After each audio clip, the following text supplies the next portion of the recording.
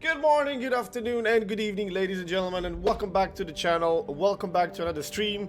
We got something special for you today. It's Saturday, it's weekend, and we got a really special tournament. I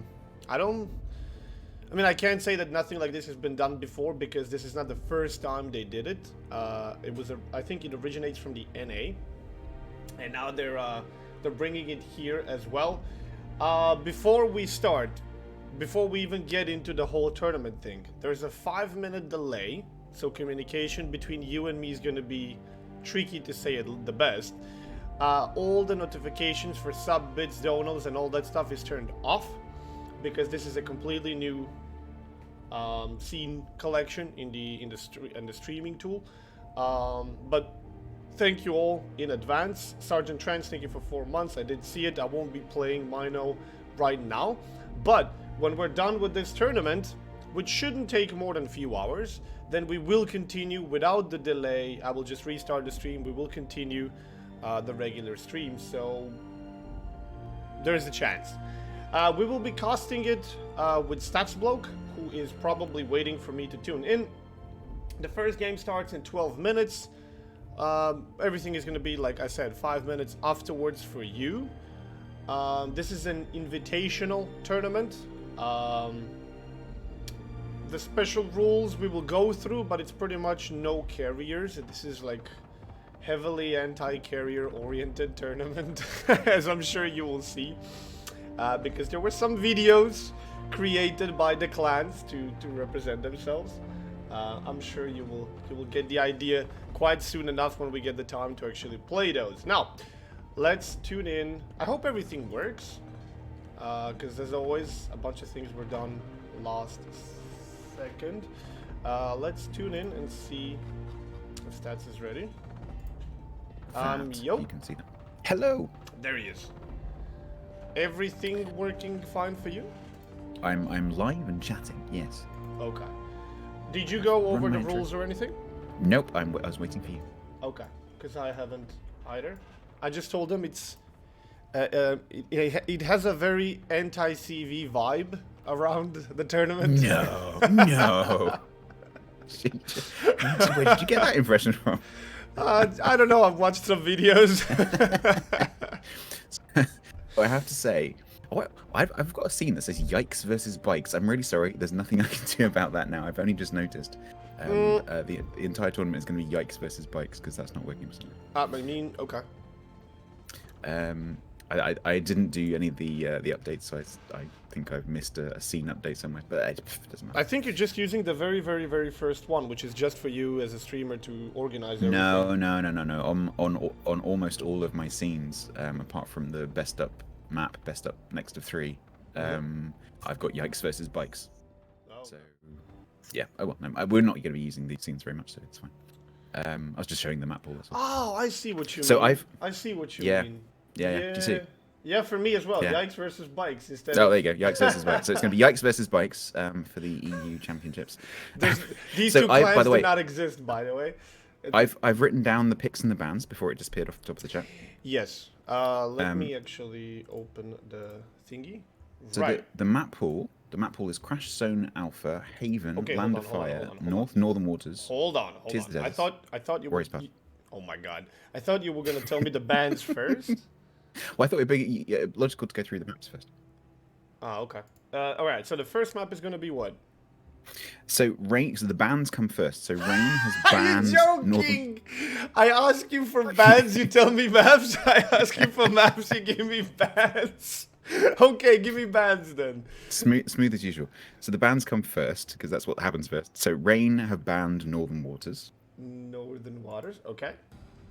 Shaft have banned Land of Fire. Land of Fire, right? Then Rain has picked Warrior's Path for the first map. Warrior's Path, Roger. And Shaft have picked the South spawn on that. So Rain will be north, Shaft will be south.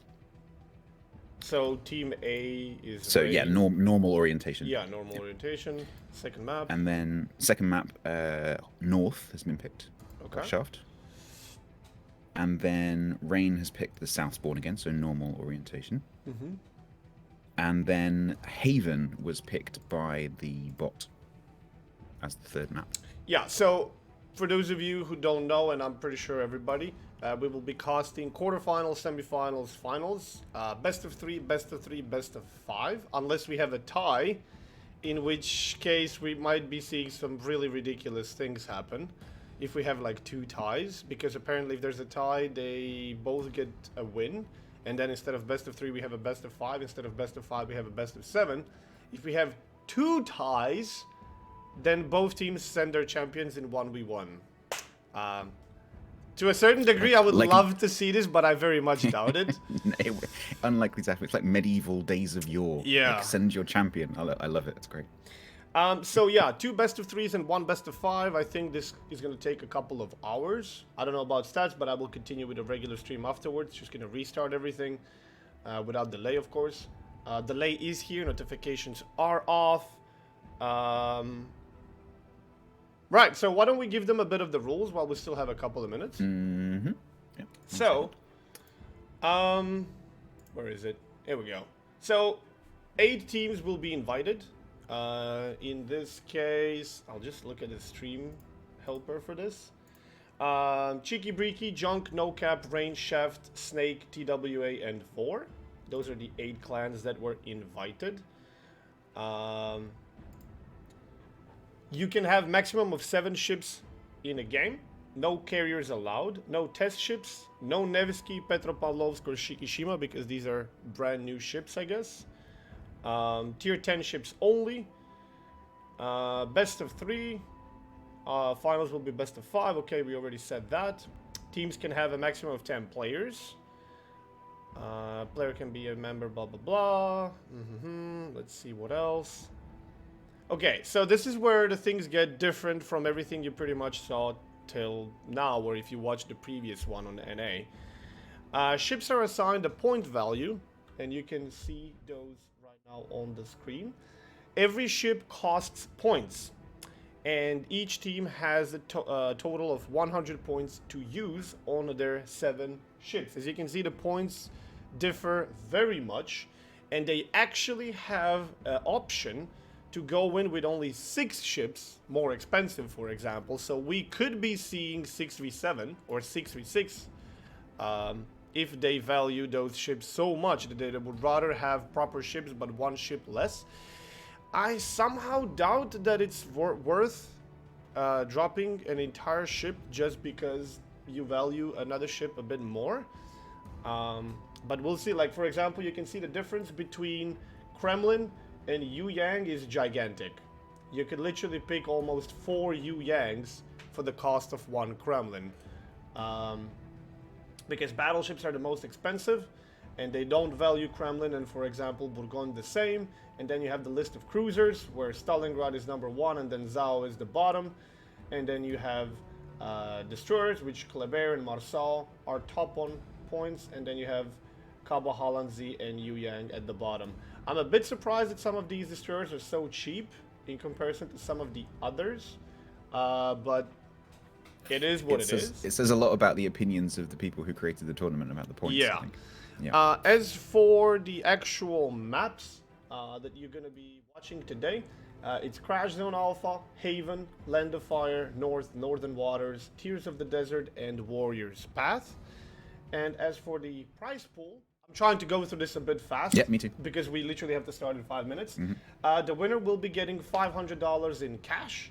Runners-up or second place will be getting 17,500 doubloons, probably spread across. I think it's the team. Yeah. Yeah, the team. I don't know. It's going to be between 7 of them or 10 of them because the team is like 10 of them.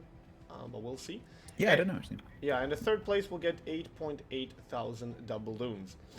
Like I said, 10-man teams. It's basically 7, but 3 substitutes. 10 in total.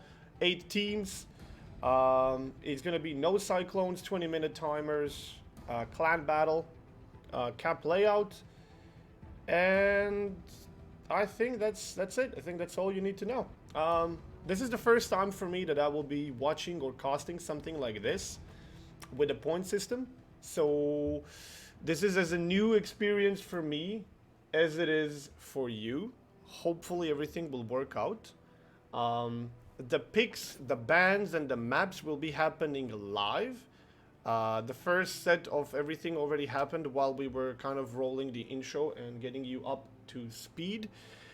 And yeah, the first best of 3 is going to be between Rain and Shaft, I believe. Yeah, Rain versus Shaft. So the matches which are going on simultaneously will be Rain versus Shaft, which is obviously this one, and then also TWA is facing Cheeky Breaky. Junk is facing Snake or Snake. I'm not sure which one it is. Or I'll say Snake, you say Snake. It's a snake. I'm pretty sure it's a snake. If you watch the videos, you'll know why. Yeah, probably. And then the last one is Vor and No Cap. So obviously the winner of each of those pairs will go through to face the winner of the other half of the bracket. You can see that in the tournament page if you've got the link to that, and certainly if you're in my chat, you can get the link to that by typing Masters. You continue. I'll be back in a minute. Okay, no problem. So we are casting specifically this Rain versus Shaft match. And then we get the winner of the semi-finals upper bracket. So we then switch over to the top half of the tournament bracket, and we get the winner of TWA Cheeky Breaky versus the winner of Junk and Snake. And then everyone, of course, is going to be casting the final, which could be any of these 8 lovely teams. So yeah, this, as Flambass mentioned, this points tournament style is unique in World of Warships, as far as I know. And so this is going to be really interesting to see whether the teams actually, maximize numbers, or whether they maximize points value, on which ships they're going to bring, whether they make the most of those cheap destroyers that Flambass mentioned. Yu Yang, incredibly cheap. I think it was 7 points compared to some of the other destroyers. So we'll see. I didn't actually see. Is there any rules on, like, if you want to go with like 7 destroyers, or I don't think you can go with 7 battleships because they cost too much. So yeah, you can't. Obviously, you're limited by the 100 points, and I think that is pretty much the only limit. So if you want to spend it on all battleships, I think you can do that. I don't even think you have to bring 6 ships. I think you can bring whatever the hell you like, as long as it's within the points and within the maximum of 7 ships. So if we take a look at the points, the most that you could bring is 4 battleships. Yeah, exactly. And then you would be stuck with 2 destroyers, very cheap ones, I guess. So if you go for, like, for example, 4 Bourgognes, that is 88 points. You can only bring 1 destroyer. Pretty much anything that's not Marcel or Kleber, which would bring you up to 100 or pretty close to 100. And then that's it. I also like it how my cam is positioned in a way that I'm looking outside of the screen instead of towards me the too. points. Me too. Let me see if we can fix that. There was like you, I've got screens covered in crap, and yeah, I'm both sides already. But okay, there we go. Yeah, so 4 battleships and a destroyer. That's kind of the craziest you can go in terms of battleships, but I very much doubt that's going to be valuable. Maybe you could go like 3 battleships and then a cruiser and a couple of destroyers, but still, this is very new to us, and we're very much excited, at least I am, to see what kind of a game matchups are we going to be seeing here. Like, I have no idea. One thing to mention, you'll notice on that list that Nevsky, Petropavlovsk, and Shikishima are missing. So those are not allowed because they're new additions to the game and people aren't familiar with them yet and so on. So they're not allowed. And also, obviously, test ships are not allowed, and no carriers for some strange reason. Yeah, they're readying up right now. I'm thinking about maybe playing 1 or 2 videos, but I think they're gonna be starting any. Yeah, the last player has arrived from Rain. They are readying up, and the first game should be underway any second. From what I can see in the training room, it is going to be 7v7, so not 5v5 or 4v7 or anything like that. We will be having actual 7v7, so we'll see. We'll see how this goes. Right, everyone's just confirming ready. All the players have actually readied up. We should be starting in a second. Once again, just to remind you, there are no notifications on either of our streams, so thank you very much. or any support, and just bear in mind that we don't want to interrupt the flow of the game, so that's why that is. Yes, indeed. Right. Question in my chat: why is the scene changing randomly from time to time? Because I was trying to keep up with Flambast talking. Ah, okay. Right, so Right, we we're have off. our first 7v7, and apparently for Rain we have a Kremlin, Des Moines, a Goliath, 2 Henrys, Z52, and a Shimakaze. And for Shaft we have a Thunder, Worcester, Minotaur, Double Goliath, Summers, and Smalland. At this point I'm starting to think, is Goliath just convenient? Or is it really such a good I pick? can't remember the. I can't remember the points value. Maybe it was just cheap. Yeah, maybe it's like buy one get one free. I mean, I will check right now because I'm actually curious. Right, so Goliath is only 14 points. Yeah. There you go. It's the second cheapest one. Right. Okay, let's go back in the game. I'm also curious if somebody. Well, I can actually do that on the side. I should have the point value of ships on this side. We take out the calculator because we don't do math on stream. That's not mechanical. And we take a look. So Kremlin was 26 points. And then we have a Des Moines for 90. While you're doing that, shall I talk about the deployments? Yes, you talk that and So- I'll shut up. Oh, okay.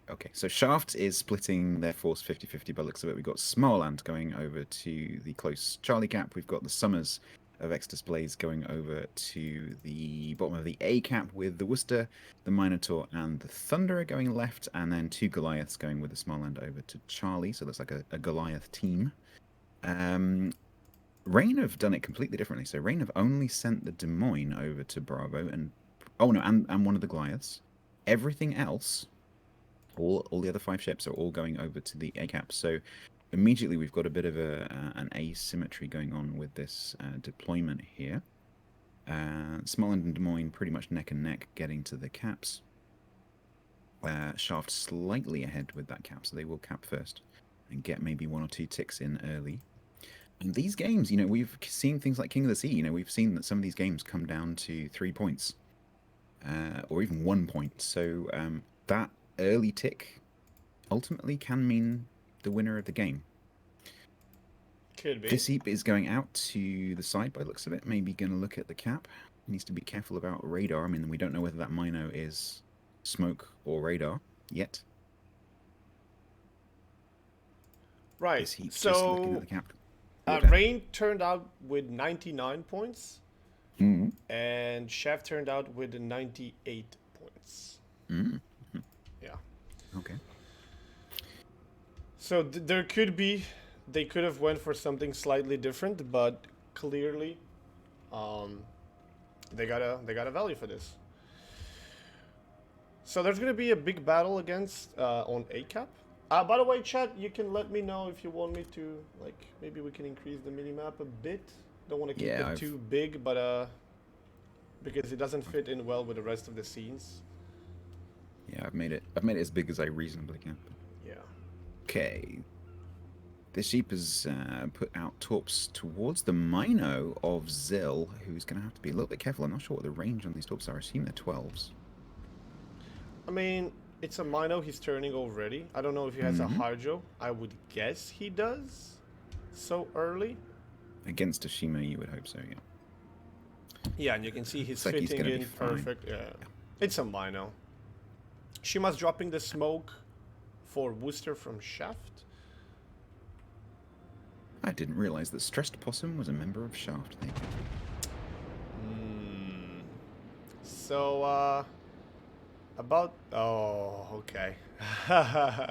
Thunder was in a bit of a trouble there with those torpedoes. If they were 20 kms or something, I think he might have... Ooh, have you seen the Kremlin push? Sorry, I just realized. Lulu. Oh, straight through the middle. We've seen Lulu and Strojvoy do some cool things in COTS, and this looks like one of their crazy plans.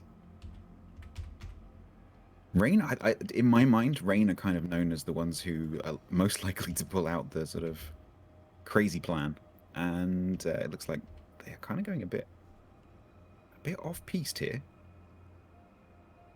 Lulu sneaking around the back, which could put Zill under a bit of pressure here. Yeah, I mean, Minotaur is not exactly going to be in a really good position to do anything about Kremlin, especially if he's a rider. Wow, radar Minotaur. Because unless you have like pure broadside of Kremlin or torpedoes, you're not gonna do much to it. Thunder is gonna need a lot of time to take this guy down, and Worcester is pretty far away. Summers may be coming back, but he also might be running into these Z-52 torpedoes. Yeah, this is pretty risky, but it puts Shaft on a bit of a Well, I mean, they've got to decide how they react to this now, because they're in a 90-degree, well, almost 90-degree crossfire here potentially. Although Lulu is going to take a lot of focus, so you know Lulu's life here is measured in probably seconds rather than minutes. With those torps coming, and Lulu's going to know those torps are coming, because moving slowly like this just makes you a total torpedo magnet. Yep, Lulu guessing maybe there are torps coming, trying to get These out of the way. torpedoes are pretty damn fast, but this is a very nice dodge. That's good anticipation. Without actually seeing the torpedoes. Yeah, this is going to be perfect. Absolutely perfect. Okay, maybe Z-52 was scouting them for a bit, but mostly this was a blind dodge. Very well done. Great. Lulu going to put that island in between himself and the Mino. There's the radar from the Mino. Other flank is counter pushing. Yeah, the Goliath and the Des Moines stayed up in the cap, and Red's pushing it through. Mino taking some hits from the side. He's down to 35k. More AP coming. This could be 25. That's like a 10,000 damage per volley. I'm guessing that was... Yeah, it had to be one of the Henrys. Well, this Lulu push is kind of working. I mean, he did throw away half of his HP. It's giving them the cap. Yeah, he threw away half of HP, but they're basically winning this side. And unless at one point Shaft is going to decide to turn around and fight them. Mm-hmm. And besides Lulu, everybody's on 100% HP anyway. And Lulu has now put himself behind the island, so he's untouchable right now. And so if they want to push back and get the cap, they're going to have to try and dislodge Lulu somehow. Yeah, I think he's pretty much going to stay there for the rest of the game. I honestly expected them to take one of these Goliaths and start shelling Kremlin from the other side, like take it a bit back. Instead, they just opted in for a strong push over 9 and 10 line in a 3v2. And I think the problem with separating your force like Shaft has done so black and white is that they can't support each other. Yeah, it's whatever you have, work with it and win or lose. That's it. Exactly. Yeah. Which, burn your bridges, I guess, is a tactic. I mean, it's 5v4 on one side, which means it's 3v2 on this side, so they definitely have the advantage here. The only question is, can they dig this Des Moines out without too much casualties? I mean, Goliaths are armed with torpedoes, so close quarters, I'm not sure about their angles, but I think they're pretty good. So yeah. The other thing you have to bear in mind is that with 2 caps, Rain's points have started ticking up, so you can see already we're approaching a 100-point difference, and that's just going to get bigger. Shima torps out. I don't think that's going to threaten anyone particularly, unless Exodus doesn't turn in. Oh, this will be a bad time to make that turn. He's okay. Yeah, he's gonna be fine. 3 minutes and 34 seconds till Rain wins on points. I'm sure this will be changed, and Rain, I don't know if Rain actually realizes this, but this position that they are in on A, this would be good if they could keep B, but they will not be able to keep B most likely. I'm actually surprised at how sort of passive they're taking this. They would like to take Goliath down before moving on Des Moines or something? I mean, given that Lulu Grozvoid tactic, I think they knew that this was going to happen, and they're just taking okay, well, we'll just get loads and loads of points on the board. But of course, if they lose the Goliath and the Des Moines here, that loses them some points. And they will lose the cap. And they are going to be 5 squares away from the nearest cap. So they lose the game unless they can kill enough people. Yeah, Smolensk is now in B. So, interestingly, I think Shaft underneath Alpha are using a tactic of, okay, well, we'll just go unspotted down here because then they can't kill any of us. We'll let the guys over on the 7-8 line do the work against Rain. Yeah, but And why then is we'll pop Thunder back up and turning we'll in kill then? them. I don't know. Maybe they're expecting Goliath to go down very shortly, and then they're going to both push. Can Flambus they've do got it. math? I made both Rain and Shaft coming in with 100 points. Well, unless what you saw on screen is different from what they put on the site, because I was using the external site. Oh, Thunder might be in trouble here. Yeah, I very much question this Thunder's turn. That's an angle that, yeah. Because your You team know is there's- kind of pulling out and you're pushing back in. And you know there's 2 destroyers in there as well. And it's 4v5 and they're dug in. Yeah. That's going to stink. Oof. And now they're just going to focus fire him in and then he's gone. Yep. That's a flood. Not repairing. Ooh, had to sneeze. Yeah, this is bad news. Lulu's gonna... Did he damage Connor Fire? Is he AFK? Waiting. Maybe he's waiting for that. I don't know. Dude, might Could be be. AFK. Could be a DC. Yeah, could we be a can't see DC. in-game chat, so maybe, yeah. Not that they could do anything about it right now. Because if it's a DC, you have like 2 minutes. Yeah, very strange for a Battleship player in a team like this to stop at that angle. Very strange. Oh, Lulu. Oh, just dodging those torps there. Minotaur of Zill running away into the middle to try and help the other flank there. Oh, it'd be a shame if this is decided by a disconnect. Yeah. I mean, Shaft still has a chance. They're just gonna need to do these 2 Goliath and Smolensk. They're gonna need to turn it into a kill on one of the ships, and they win. Right now, they're like 20 seconds behind. So, well, I mean, so the points clocks at the moment are pretty even. So 2 minutes and 2 minutes 30-ish. Yeah, 18 to 20 seconds. But now Minotaur is starting to pressure Des Moines. Yeah, this is it. I think they're Shaft might completely actually win this if the A group It's possible. doesn't throw it away. And something really crazy is happening here with Summers. Oh, Lordy. Lordy. Okay, Des Moines has went down. Summers will be able to dodge everything. And yeah, this is what Shaft needed. They needed that cap and a kill without losing anyone on A side. I really think the Rain kind of... We're like, okay, we're sitting on 2 caps. They can't do anything on A. We've dug in. We got more forces. And we're Gucci. Meanwhile, the B side is like, guys? Help. Guys, we're going to lose this side. You know that, right? The thing is, what should Rain have done? Maybe they could have taken one of the Henris and boosted over to Bravo to support, but then they're 1 ship down on the A side, which would allow Shaft to push back in. So yeah, it's difficult. Yeah, and it feels like the Difficult to Thunder know. was literally a DC and a gifted ship. So I'm curious if that didn't happen, how far behind they would be right now. I mean, they would be losing a game in a few seconds. Yeah. I think 60 points now. Shaft would have taken the win. Summers is detected though.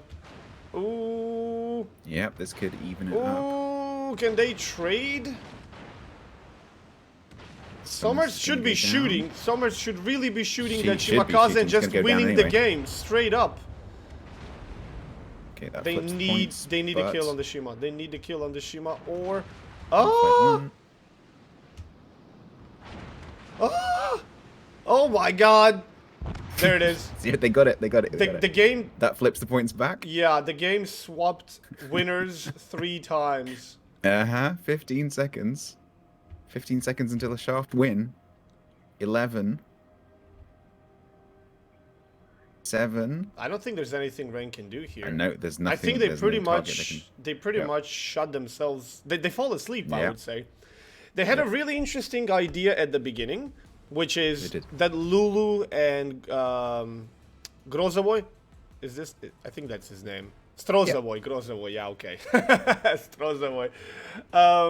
They had that push, and that won them that side. That was a nice thing. That was a nice push. Very risky, but considering Shaft decided to not put any of the ships behind, it worked. So that was nice. However, they had no follow-up. Absolutely none. They just stayed there for the next 5 to 10 minutes, just straight up fighting the guys on A. And Shaft even, I believe, had a DC and potentially made a mistake even before the DC to lose that Thunder and in the end lose the Summers because Summers for some reason wasn't shooting back. All they had to do was kill Shima before he dies and they insta-win. So I really think that they kind of had a really strong early and then that was it. They thought they were going to win and they completely failed to realize that if B falls, you will lose. But this is a good game. Indeed. I just need to make one quick adjustment to my headphones. 1 second.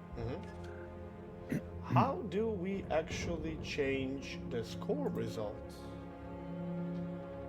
I haven't thought about that.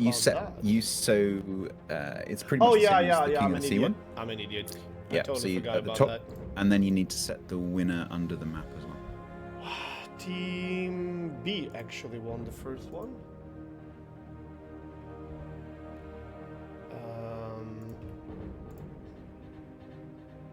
Yeah, there it is. Chef taking the first win. It looked like Rain was going to be on top of this. Especially considering that they were holding relatively well on the B side with 2v3. Because those two Goliaths were a bit struggling to get any DPM out. And then Mino showed up and then immediately that was it. So very well played to Shaft for making that good comeback. Especially if that Thunderer did DC and they still managed to pull it out the bag. Yeah, let me actually ask them. Yeah. Oh, there we go. No, Zill says to the streamers, Thunderer disconnected.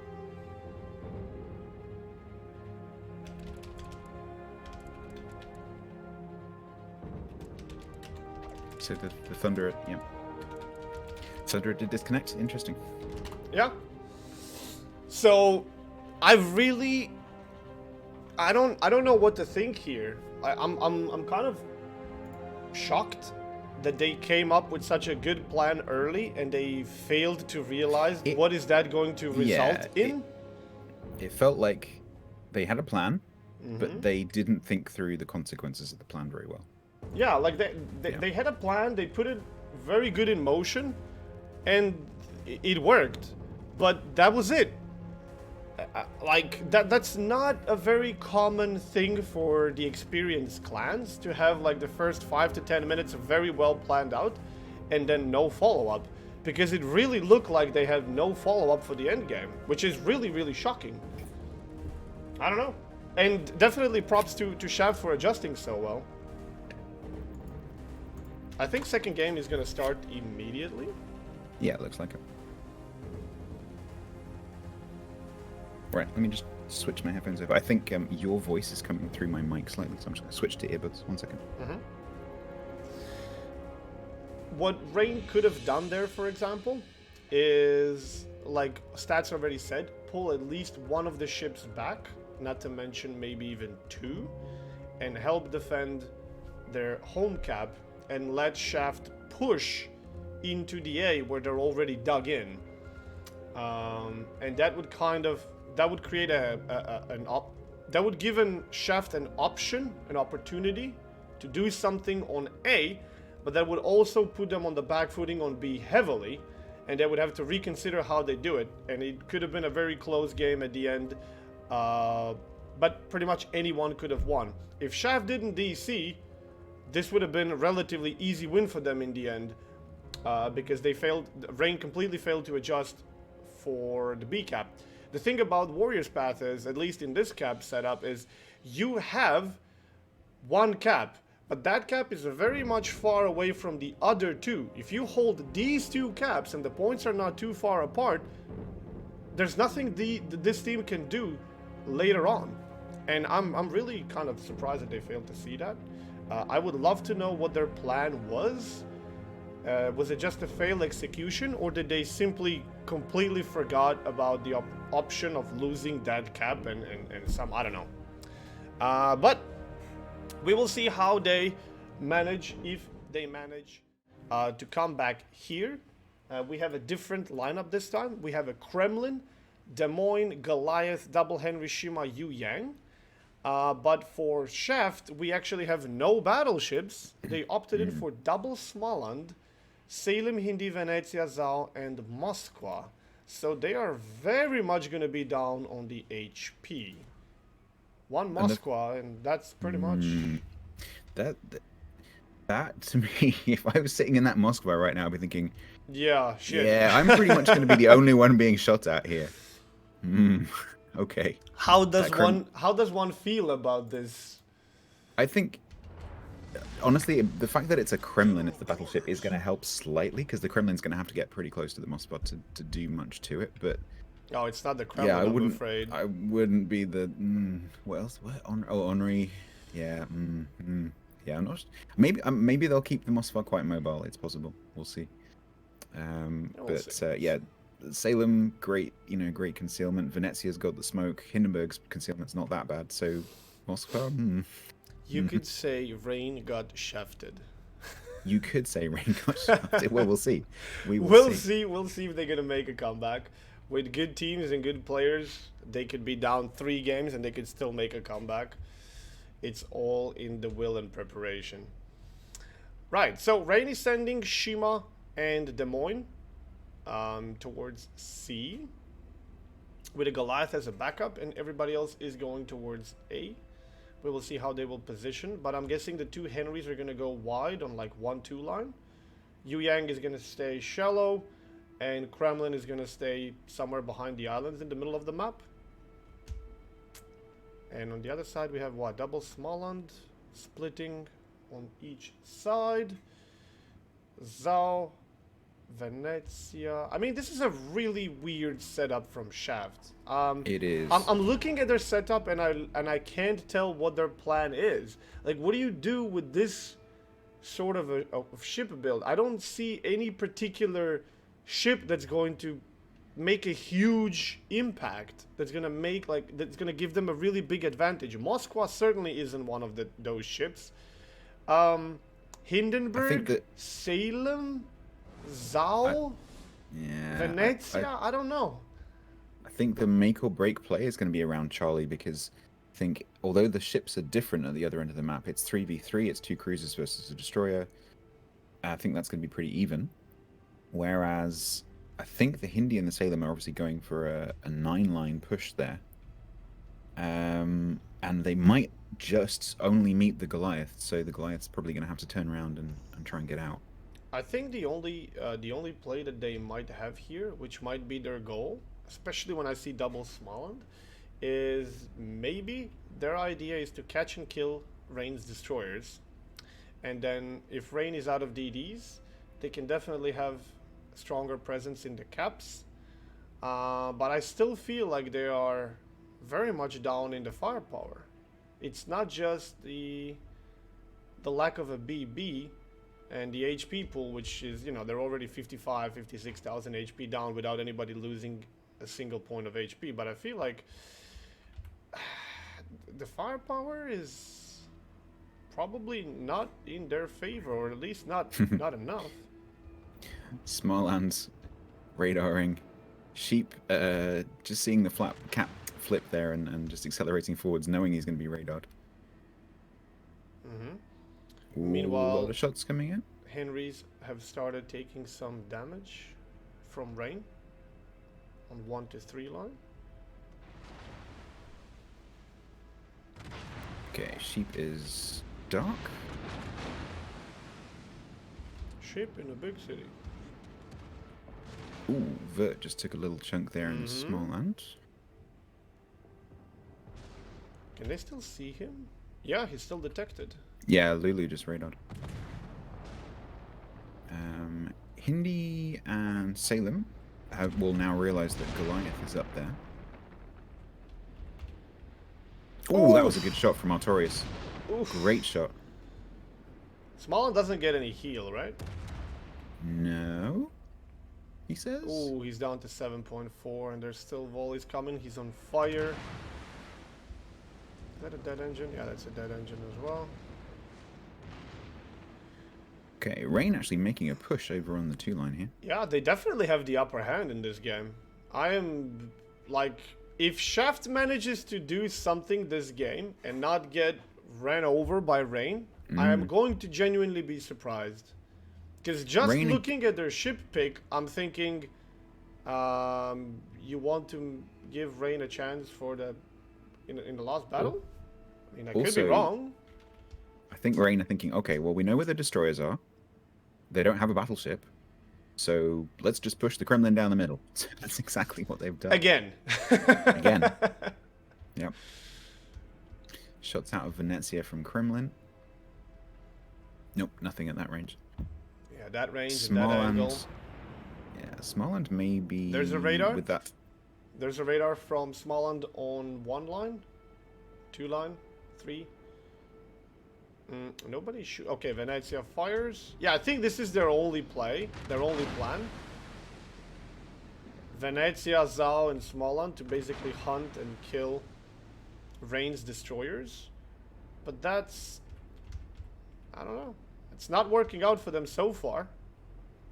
Venezia is starting to take some damage. Yeah. I think Venezia's going to have to move. Yeah, half HP. You can't sustain that. Yeah. Smalland probably being sent over here to uncamp this this Kremlin. Yeah, there's not much he's going to be able to do on C with a Des Moines there and half HP already gone. Hindenburg taking some shots on the other side. So, Smalland Torps, you know, they're fast, but the damage isn't that great, and there's nothing else to punish the Kremlin with fires or anything, so... Uh-oh. Not sure. 9 line? Des Moines? Yeah, so... Ooh. Oh god. That's Shima Torps. Oh. Do you have any idea how much those hurt? Oh, possum. Okay. Oof. Good Wait, maneuvering to take only 1? Ooh.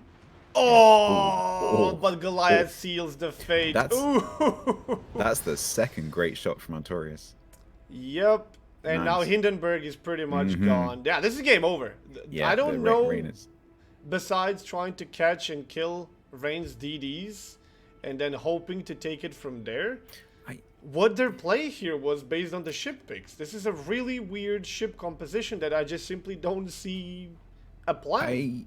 I understand the composition and the use of the ships on the C side of the map, but on the AB side, if you're going to take a bunch of cruisers and just sit there, I don't really see the advantage of having a cruiser over a battleship. Yeah, but the C side is the one who actually lost this game. Yeah, I agree. Yeah. I mean, in terms of ships points and strategy in the late game, like, they lost that side. They're going to lose C. They're going to get pressured from all sides and basically cornered. Because if we take a look at Rain on the AB side, Mr. Evasion is healing now, but he was on 18,000 HP, and Grozovoy did manage to fall on 6.5. So they did have partial success there, but the C side lost completely. Their Smalland got wrecked at the beginning, so he couldn't do anything anymore. That Salem simply, you know, in a position where he was. Because not only he took a torpedo there, he made a play giving broadside to Goliath. So even if it wasn't for the Shima torpedo, he still would have lost like at least half of his HP in that maneuver. Yeah. Yeah, this is, like I said, I fully expected Rain to simply ran over Shaft purely based on the ship picks. I feel that they were literally like, okay, let's pick something crap. Rain can pick this game up for free, and let's do it. Let's have a great game in the last match. Maybe.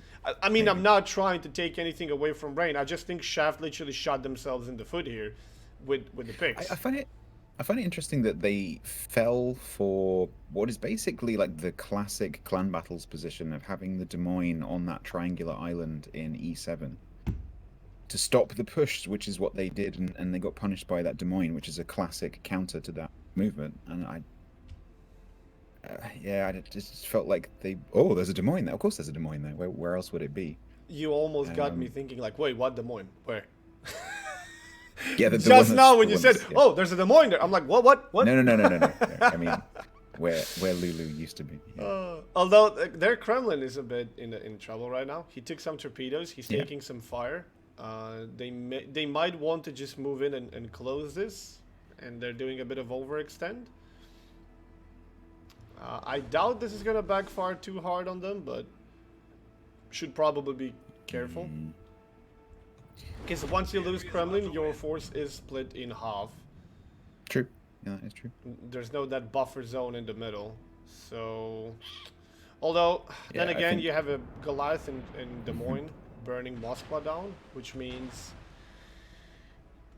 they are gonna get cornered one way or the other, just like we predicted. Dastard burning. I think that's 2 fires.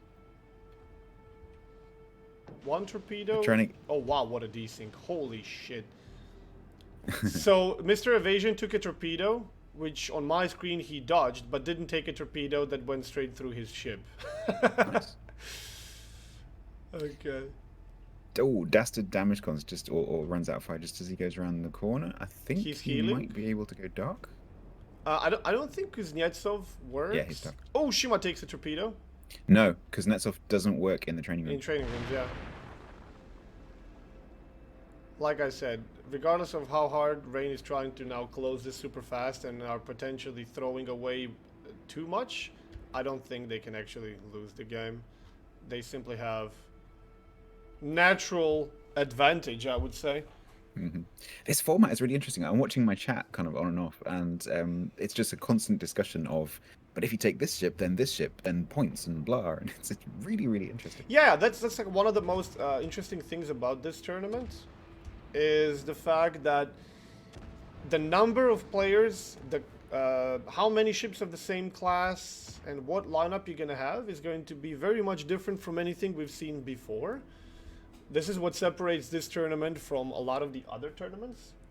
What makes it really, really interesting, because those ship points, which again might not be balanced, but it's the same rules for everybody at the end of the day. So, 1 minute 30. Sorry, Mr. Evasion is gonna go down here. Yeah, I think absolutely. in the Henri. Smartland has just capped A. One cap is more They're than not. enough. They're not dead. They're not dead yet. If they can catch and kill Not that quite. Henry now, but I don't think it's gonna happen, but it's possible. Shaft is getting pummeled. The Smalland. Can they still see him? No, he went stealth. He does have a perma fire on him, but he will survive. And Yu Yang can't do much with 6,500 HP. The best he could hope for is trade, which doesn't work in a favor if you're winning. I mean, it's a funny thing to say when you're winning, the trades do not work. They do, but in terms of points, you're just delaying. Because you lose more points for losing a ship than you get points for killing a ship. So if you're playing the point game, trading doesn't work in your favor. But yeah, they did lose A, but they're gonna get B. They're gonna get B, and pretty much Shaft is now trying to catch Willis and Strozovoy, and even if they kill them, they're gonna be in the upper left corner of the map with nothing to do. Yeah, they've got it. I think the only chance to get a kill is probably Strozovoy, and they're just not going to get it. Oh, Lulu takes a oh! Ooh! Ooh! Lulu just takes a caught that. torpedo plus something. So Lulu Yeah. might go down here as well. I'd be surprised if he Possible. doesn't. But the thing is, to do that, they'll pay with the Zao. That's the problem. Yeah, most likely. I think that's maybe not quite going to end the match, Kremlin. but it's certainly going to. No. Yeah, there he goes. Yeah, Lulu goes.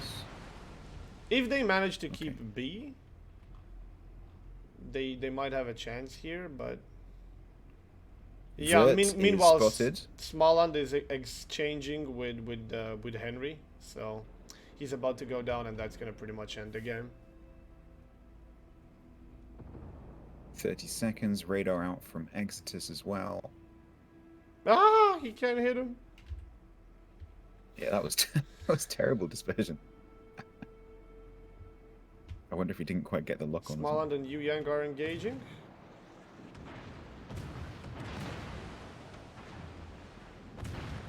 Oh lord. Can Henry tip it in the favor? Yeah, there he 10 goes. seconds. There he goes. I think Rain just went way too overboard in the end. They were like, yeah, let's just move in and close this fast. And they started throwing away their ships left, right, and center pretty much. But they simply had too much of an advantage to throw this game completely. If they were playing a lot more cautious and a lot more careful, I think this would have literally looked like a one-sided ruffle stump where Shaft simply didn't stand a chance. But the only reason Shaft actually had a chance in this game was because Rain just went, whatever. Each man to himself, just fuck him up. And it almost looked like they were throwing at a couple of points, but nah, advantage was too hard. Too high. Yeah, that failed push up the east flank, that's what put the nail in the coffin, I think, for Shaft pretty early on. Yeah, 1-1. So we are getting a third game, which is always nice. And it's going to be on Haven, the map that no team picked, but it was picked randomly by an RNG. would a team pick this map? I'm not sure. I don't know. I get the impression that for competitive, actually, that this actually isn't in the rotation for King of the Sea, and I don't think it ever has been actually. I'm not sure. I don't think it is. So to see competitive on this map is actually quite unusual. Yeah. Now that I think about it. But certainly, I mean, my impression of this in clan battles is that it's not very popular from the previous season. So it's a very risky map. Not that the last season was popular at all, but yeah. It is a very, very, very risky map indeed. For pretty much everybody. It has the potential to escalate pretty quickly, I think, because it's got all those little islands, and if someone makes the wrong turn or doesn't anticipate a cross shot or something, it can get very dangerous very quickly, especially for the cruisers. So we have very limited to no experience with this map in the competitive. What do you think? Like, I'll put on the ship points once again so we can take a look. What do you even pick? I mean, we literally are not prepared to deal with this. We like with King of the Sea or any other tournament, which kind of has a lot more fixated rules. You sort of know what to expect, but in this tournament, it's so elastic because of these points that it's really, really hard to predict. And you would have to sit down and do math to be like, oh yeah, you could actually do that, or you can. There's too much points, or blah blah blah.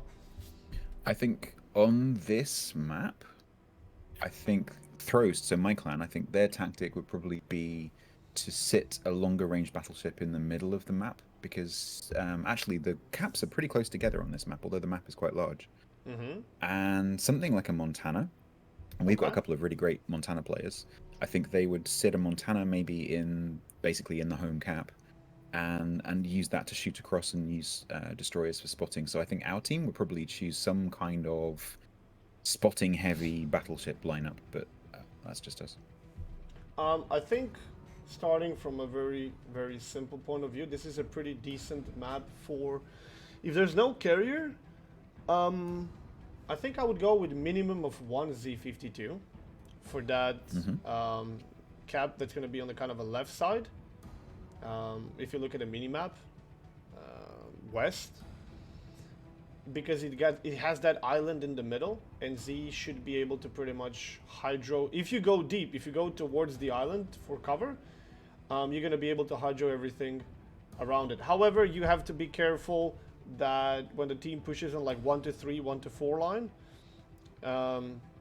if you're there, you're pretty much dead. So they might not play that aggressively, but I don't think it would be a bad idea, and it's the cheapest pick you can have, to be honest. Unless you want to go with, for example, Yu Yang Radar, maybe. Daring might not be a bad choice. So I expect like 2 destroyers, probably from each team. We'll see which 2 they decide to opt in for. I think at least 2 radars besides that in cruisers, probably. So one debate that I've seen going on in my chat for quite some time is Yu Yang radar versus Smalland radar, because Yu Yang radar is 3 points cheaper. 3 points cheaper. It has far better concealment. You could argue a bit less valuable torpedoes because it cannot put DDs in danger. Yeah. But they're far more dangerous for capital ships. In terms of firepower, Småland has, what, 4 guns, but they fire faster than Yu Yang. Yep. But Yu Yang can have 4 guns in the middle, and if they meet face to face, Småland and Holland can't shoot unless they angle. You have to keep that in mind as well. So yeah, Z52 and It's Yu really Yang. interesting. Yeah. Really interesting. As for the cruisers, I think either Stalingrad, Moscow, Des Moines, probably one of the 3 or 2 of those 3s. I don't know. Would I use any of the US? I mean, maybe you would need to see the range of these cruisers on the map or know it by heart to be able to say, because they could put a Salem or Des Moines behind one of the islands and have the entire cap. Maybe, I don't know. I'm sure they tested it. And that's why I was surprised to see Goliath, because its range is pretty short. But you know, it has the great heel, it's got the concealment. Whereas you compare that to something like Puerto Rico, which is almost a battleship. It's kind of interesting. And actually, you know, we might see these teams on this map using the heavier cruisers almost like battleships to get those nasty cross shots, especially Stalingrad. So let's take a guess. Let's say Z52 and a Yu Yang for some reason, and then a Des Moines and a Stalingrad or a Moscow, whatever. So that's already what, 4 points, and that's 4. And then you take I don't know, a Thunderer maybe? A Thunderer and a Kremlin? That's pretty much it, isn't it?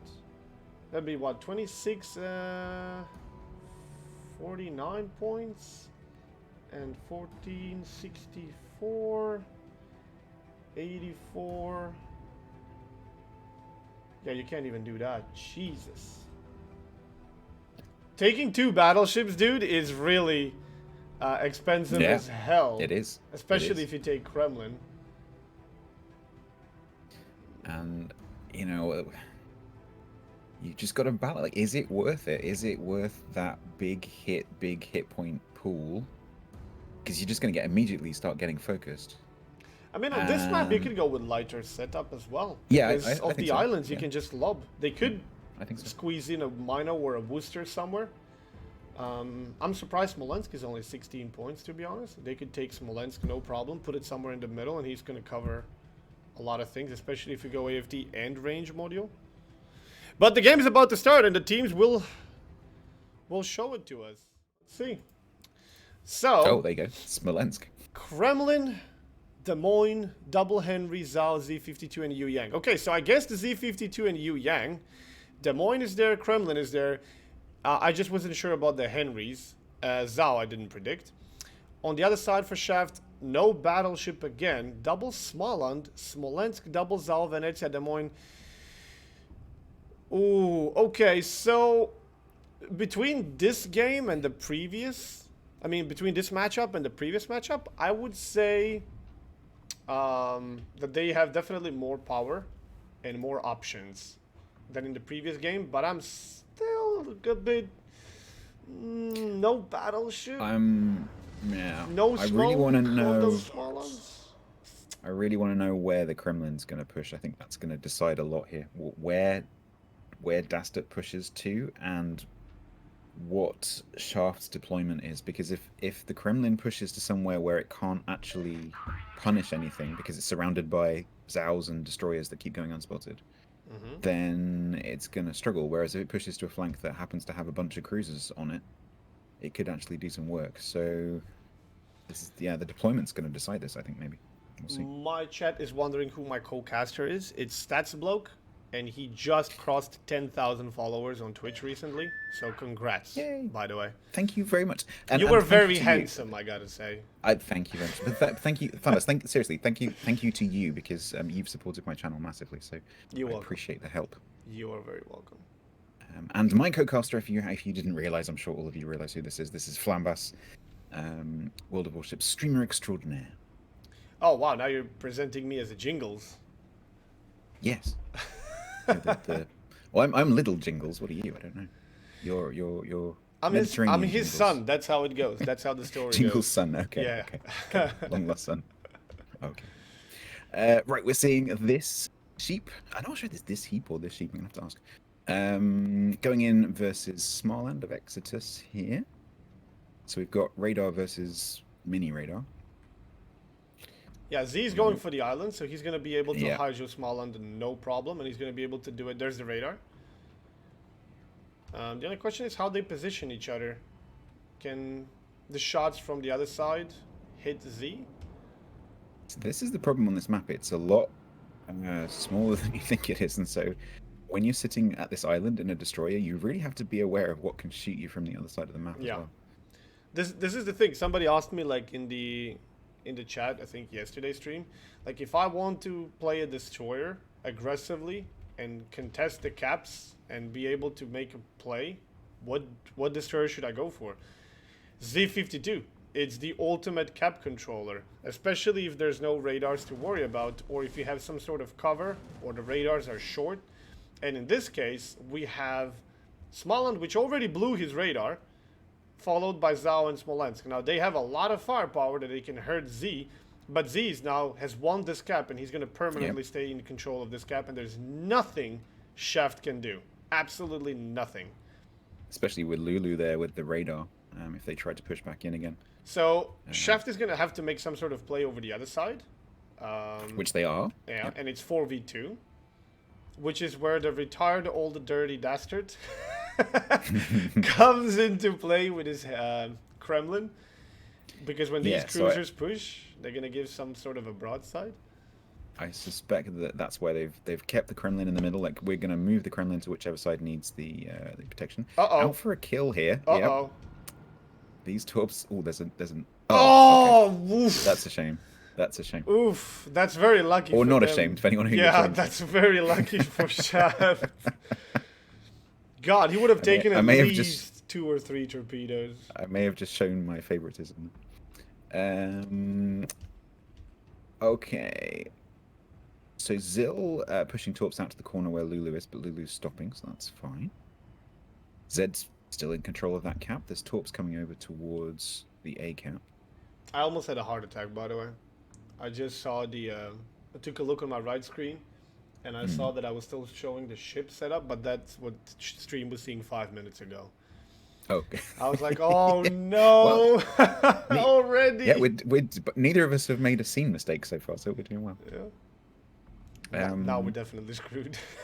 For those of you that haven't watched me and Flambast do King of the Sea before, one of us at some point during the stream always leaves it on the wrong scene. Yeah, for more than once. Zed pushing torps towards Exitus in the small and radar out. Zhao took already more than 10,000 damage. And yes, Smolensk is detected, but it's only 2 of them. And Strozovoy isn't going to be shooting, apparently. So it's just down to DPM of a Zhao versus a lot of ships. So this side definitely needs to bail, which I'm not sure they can do. Yu Yang cannot provide a smoke screen for Zhao, so Zhao needs to make a good run. And I think the play that they're trying to do here is slow the Yu Yang down, radar the Smolensk, make him slow down so the Zhao can pull some distance and disengage with his, 9.7 or so concealment. So he should be safe the second he goes stealth without shooting. Ooh, Des Moines nearly took a deep water torp. Yeah, I don't know if Sosa was Venezia. aware how close his torpedoes are zooming around Shaft. I didn't check whether the Kremlin was spotted. I think Venezia just went, oh crap, Kremlin. And used the smoke to turn. Yeah, I don't think they'd realized. Yeah, I think Dassid had stayed unspotted. Kremlins very, very aggressively.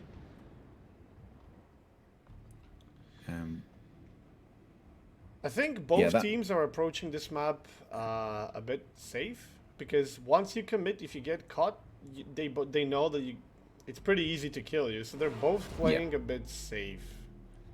Besides Kremlin, because, you know, it's Kremlin. He can afford to just sail in the middle of the map and not give a damn, especially if the enemy team has no battleships.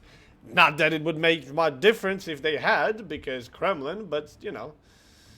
I think because of the deployment of all the islands on this map, I think it's, as an individual player on this map, it's really easy to accidentally put yourself in a position where you're kind of isolated. Even if you're right next to your buddies, you can still, like, you're the only one that can be shot at, or you're the only one that has a shot. So you need to be really careful about where your teammates are. Correction, Flumbus, it's Azur bloke. God, Twitch will never forget. Oh god, and fun though. I think he's gonna be close. Nope, scrapes the paint. Yep. Okay, well now he's in a bit of a trouble because Smolensk and Zao from the other side are starting to open up on him. He has 2 Smolens on 2 flanks, and if he pushes into Venezia and Des Moines, which I think would be the best thing he can do right now, because if he catches that Des Moines nose... Yep, nose in around the corner. He angled it enough there to not take anything from that Des Moines. But Zhao knows that he's probably going to have to stop on this corner here. So Torp's coming through from Garlic. But they don't have range, actually, I don't think. Yeah, Kremlin is now in a bit of a hairy position. But he's dodging these torpedoes pretty damn good. As long as he doesn't take any torpedoes, he is somewhat okay. But there's plenty more where that came from. And now he's going to reverse, and it seems like Smoland from Shaft has predicted exactly that this time. So what looked like to be a successful retreat turned into a sacrificial retreat. They brought both destroyers now on this side. Henry's there to help as well. But I feel like they went just too aggressive with the Kremlin once again. A little bit. The enemy is about to win. So Zautorp's just running out, but Dastard's still in trouble here. I mean, he can pop a heal. Oh, Venezia's taking a lot of heat. Yeah, Venezia is taking a lot of heat. If they can get a trade, that wouldn't be that bad either. I mean, sure, for Shaft it's going to be easier to play with their cruisers because no more battleship. But it's not like they're going to have any battleships suddenly appear, so it's still going to be equal footing. Exodus spotted in the middle in the small Des Moines taking some torpedoes in A. I saw at least one. Smollett taking some shots. Ooh. Okay, I think the shit show has commenced. I think it's time to win or lose this game. And whoever wins this moves along into semifinals. Whoever loses this is out completely. Because this is 1-1 and we're in the last match of this best of 3. Unless it's a tie. If it's a tie, then we get another game. It's feasible. So Dastard, I mean, Dastard's going to know that there's more torps coming by now. Probably counting in his head. Yeah, but how much can you actually dodge when you have a DD on your broadside? This is the problem. And you can't turn. All he can do is go backwards and forwards. It's going to take It's going to be 2? Yeah. Is there a flooding? Yeah, there's a flooding. Okay, that's a Damacon. Now he's on his last legs. Ooh, nice chunk on the garlic Zao, though. I mean, Shaft does need to make this Kremlin disappear as soon as possible. Oh, the Zao goes down. Garlic goes down. Yeah. Oh. Yeah, and Kremlin is healing. They simply lack... They lack that HP that Kremlin is providing. The focus that the Dastard has been taking for the past 3 to 5 minutes is actually insane and still alive. It's almost like Rain are saying, yeah, we've got 2 caps, but just don't look at that. Look at me, look at me, look at me. And they're trying to get them to just focus on this Kremlin. Lulu's going to die. And meanwhile, Lulu's 10 gonna seconds die. on points. Ooh. Ooh, they need this kill. 4 seconds, 2 seconds. Oh, Nope, the small one dies. Okay. Well, that's it. That's it. Yeah. Rain will take game number 2. And they didn't lose a single ship. Not even that Kremlin. I mean, from what I've seen, at least from Shaft, not taking a battleship is not worth it. And not only that they didn't take a battleship, they also didn't take a Stalingrad, which is the next best thing. So they simply lack that tanking potential on top of really dangerous guns. And Rain has taken Kremlin every time, and they literally made him dance. Mm-hmm. And he was doing it very successfully. I mean, we've seen two different players in that ship. Both doing very that was well, Lulu. yeah. Both doing amazingly with their torque prediction, yeah. Oh, did I actually put the TWA is the winner? No. No. Set winner. Here we go. So we're going to see Rain going up against Vor, who beat NoCap 2-1. Oh, and tournament. Yeah. Tournament. Where is it? Tournament TV. You got it? Yes. Okay. You get to the So, playoffs. TWA Matches playoffs. 1-2-0 on Cheeky Breaky, Junk 1-2-0 on Snake, Rain 1-2-1 on Shaft, Vor won against NoCap 2-1. Right, so do you remember yesterday when I was telling you who I think are going to move? We had on Team 1, let me see if I actually still have, yeah. So we had on Team 1, TWA, Junk, Rain, and Vor. And on Team 2, we had Cheeky, Breaky, Snake, Shaft, and NoCap. When I said we might just literally have Team 1 winning everything, unless NoCap can make an upset, which they didn't. So TWA, Junk, Rain, and Vor won against Cheeky, Breaky, Snake, Shaft, and NoCap, right? Yep. Yeah? Yep. That's a good prediction Mm-hmm. from yesterday. I didn't take it any further than that. Because from now on, I'm pretty sure anybody can take this. So far... I mean, a tournament like this where you've got so many good quality teams, I mean, it really is anyone's game at the beginning. I think you can make predictions, but ultimately, you know, in a best of three, either team can win. So TWA and Rain have both won at least once King of the Sea before, yeah? Vor is a new one. They ended third in the previous So cuts. I think isn't Vor, because Vor and GKD were the two Asia clans that came over to EU, I think. Yeah, so Vor is one of the new ones. Yeah, I think they ended third. I'm not 100% sure on that. And Junk... I think you're right. Junk ended up winning that other tournament that we Yep, casted. Junk, great team. Yeah. What was the name of the tournament? Was that Schlachtfest? Schlachtfest. Yeah. Schlachtfest, indeed. They ended up winning that, which was pretty much tied with Enough. But then they decided to pretty much forfeit the title to Junk, so they don't have to play another game. So, yeah, these are great teams. Powerful teams with good players, and I'm sure we're going to have pretty damn good semis and finals. The first semi is set to be TWA versus Junk. That's the one that we will be casting. Yep. And it's supposed to start in less than 15 minutes.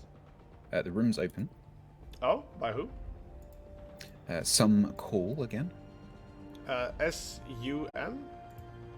S-O-M-E. Oh, okay. And then map 2, Junk chose North. And map 3? And TWA chose the North spawn, actually. And then the bot chose Tis the Desert. Tears of the Desert. Okay, there it is. So, Crash Zone Alpha we haven't seen in the first best of 3. North we have, and Tears of the Desert we haven't. Okay, cool. Why no ocean map in tournaments? I'm pretty sure that the teams just don't want to play on ocean. That's probably the reason. Please believe me that.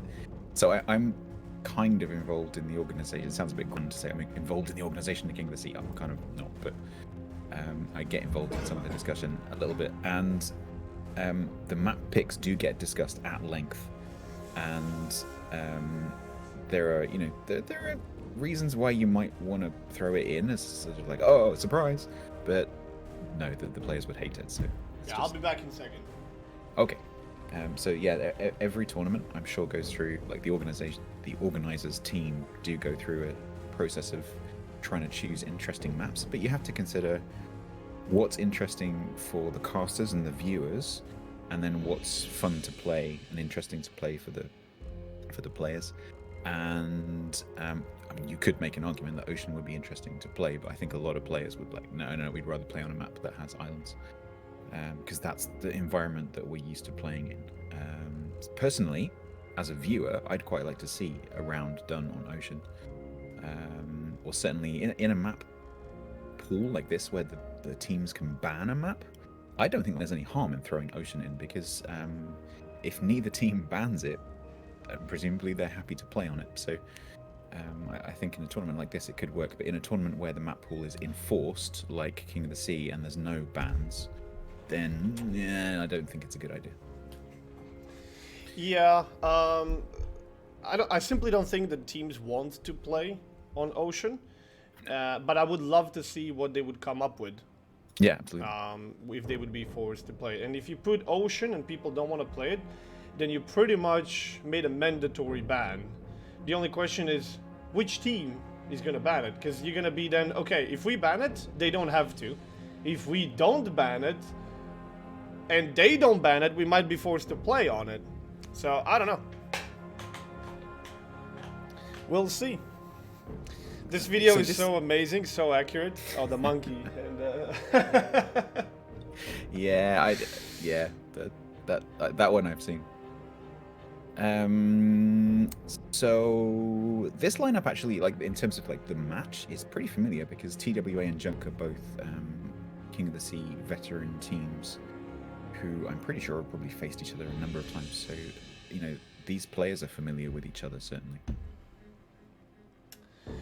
Yeah, it's a 7v7. We're not seeing any 6-man thing.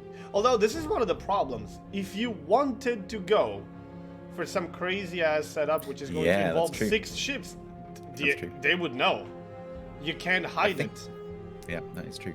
That's the problem. I remember back in the World of Tanks day when I was playing clan battles, each clan would have the pop-up exactly 15 minutes before the game starts, and you would have to get in, and the officers would put who they want based on what ships they have and their skill and everything. And then you didn't know if the enemy team showed up with a LOL tractor, one ship tier 1, or did they showed up with a full 15 tier 10s. You had to go super careful and super prepared. So it was a lot of gambling sometimes, where you would show up with a bunch of lower tier tanks and just hope that you get a free win. So, yeah. Anyway, the first game is starting, and Band CV or TWA is showing up with only 1 DD and no battleships, and there's no Stalingrad. They do have a Moskva, at least. And Junk does have a battleship, and it's in Ohio. What immediately strikes me is, although TWA... was that? Yeah, sorry, I thought it was a restart. TWA doesn't have a battleship, but they do have a considerably larger health pool, because, of course, they have mostly cruisers. Yeah, they have 6 cruisers and a DD, where Junk brought 1 battleship, 3 cruisers, and 3 destroyers. And from the 3 cruisers, they pick 2 are light. We have a Mino and a Smolensk. So they're super fragile. Super fragile team. But they have that Ohio. And we'll see how much pressure it's going to be on him. And it's going to be a lot, because Smolensk and Mino are designed to not be seen. And then you have triple destroyer, which means the 2 ships that are going to be detected is going to be Venezia, which can pretty much disengage whenever she wants, and Ohio. So this Ohio is going to have to be super careful. Yeah, so Ohio at the moment is just sitting mid. I think this is kind of sensible. If you see the other team doesn't have a battleship, just wait in the middle, just see where the other team deploys, and then we'll decide where to send you. I think that's the idea. Yeah, we'll see. Both teams pretty even split. That Kleber is going to be interesting for early spotting, potentially. Although Velix needs to be really careful not to get spotted. But there's no reason to suspect the other destroyer will come mid. So Is he we gonna got go? No, he's what? gonna go. Moskva, Yuyang, Hindenburg, and Venezia all going left. Moscow's gonna stay here. Hindi's gonna go wide. Venezia probably also gonna go wide. Yuyang gonna go for the cap, so it's gonna be radar v radar. Venezia v Venezia. And then one team is gonna have a Moscow and a Hindi as a support, and one team is only gonna have Kleber. And on the other side we have what? Hindi, Mino, and Des Moines. Do you think that maybe this Minotaur is Smoke Minotaur? It's possible. Pretending to be a DD maybe? Possible. Considering they already brought a Des Moines? I somehow doubt it, but there is an option. There is a... So, Anlay here will be hovering over the radar button, I think, as soon as C-Cap flips. And of course the destroyers from Junk will be looking to bait that radar. There goes Anlay pushing forwards. I'm sorry, somebody Just just trying to mentioned something in the chat, and I'm curious about your opinion. What's that? Two brothers in competitive. Oh yeah, I'd love to see that. I would Absolutely love to love, see that. because Yep. back in the day when I started playing competitive, like this was early. Two Brothers was in the map pool. I remember, and back in the day it was 12v12 actually competitive. Tier 8, 12v12, when I was still maining a Magi. I remember playing on Two Brothers, and you had to be careful. Yep. I think strategically Two Brothers for a tier 10 King of the Sea type tournament, or like this tournament, would be really quite interesting. Yeah. Because Ring Around the Rosie can end up Yep. not working in your favor, or... Because you Yeah. you have to choose to, do you go full aggression on one flank? Do you go all up the middle? Do you play defensively? There's a lot of interesting options, and also like which map do you choose would be interesting as well.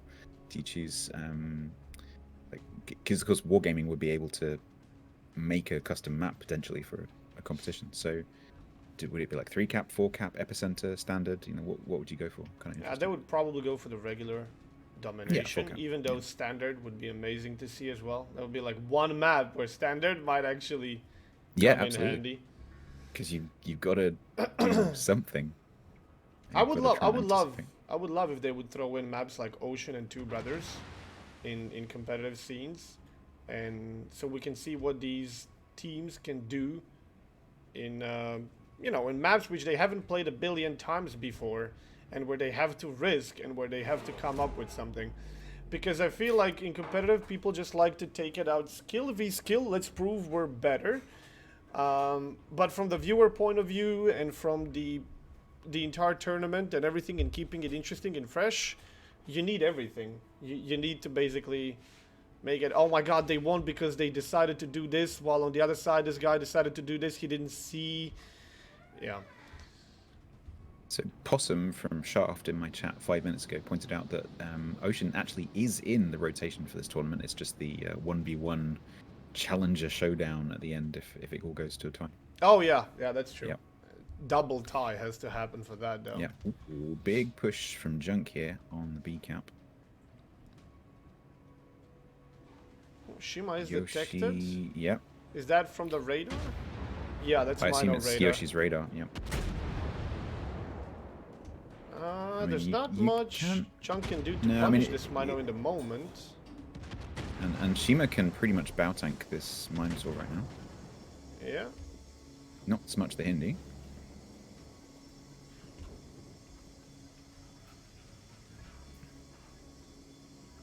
Wax is like, I'm coming to get you. Yeah, that Mino's gonna have to be careful. Once Ohio shows up, that's when the fun stops for Mino. Radar out from... Torpedoes from Yoshi are in the water. So Shima and Ohio are gonna have to be very careful about that. Wax actually shooting across map to, looks like Anlay. Anlay actually pushing mid. What is this camo? Full dark Which one? green on Ohio.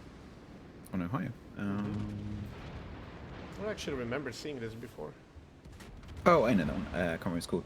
Yeah, I can't remember what it's called, but I know which one it is. It's a nice skin. They're all wearing it actually. If you look, Shima's got it on. As well. Mino's gonna take Team a torpedo. colours. Yep, Mino from Junk just took a torpedo that Shima managed to dodge. So they're getting something out of it. And the shots from Ohio onto the Mino. No. Nothing. Anley takes a torp from Kleber in the mid.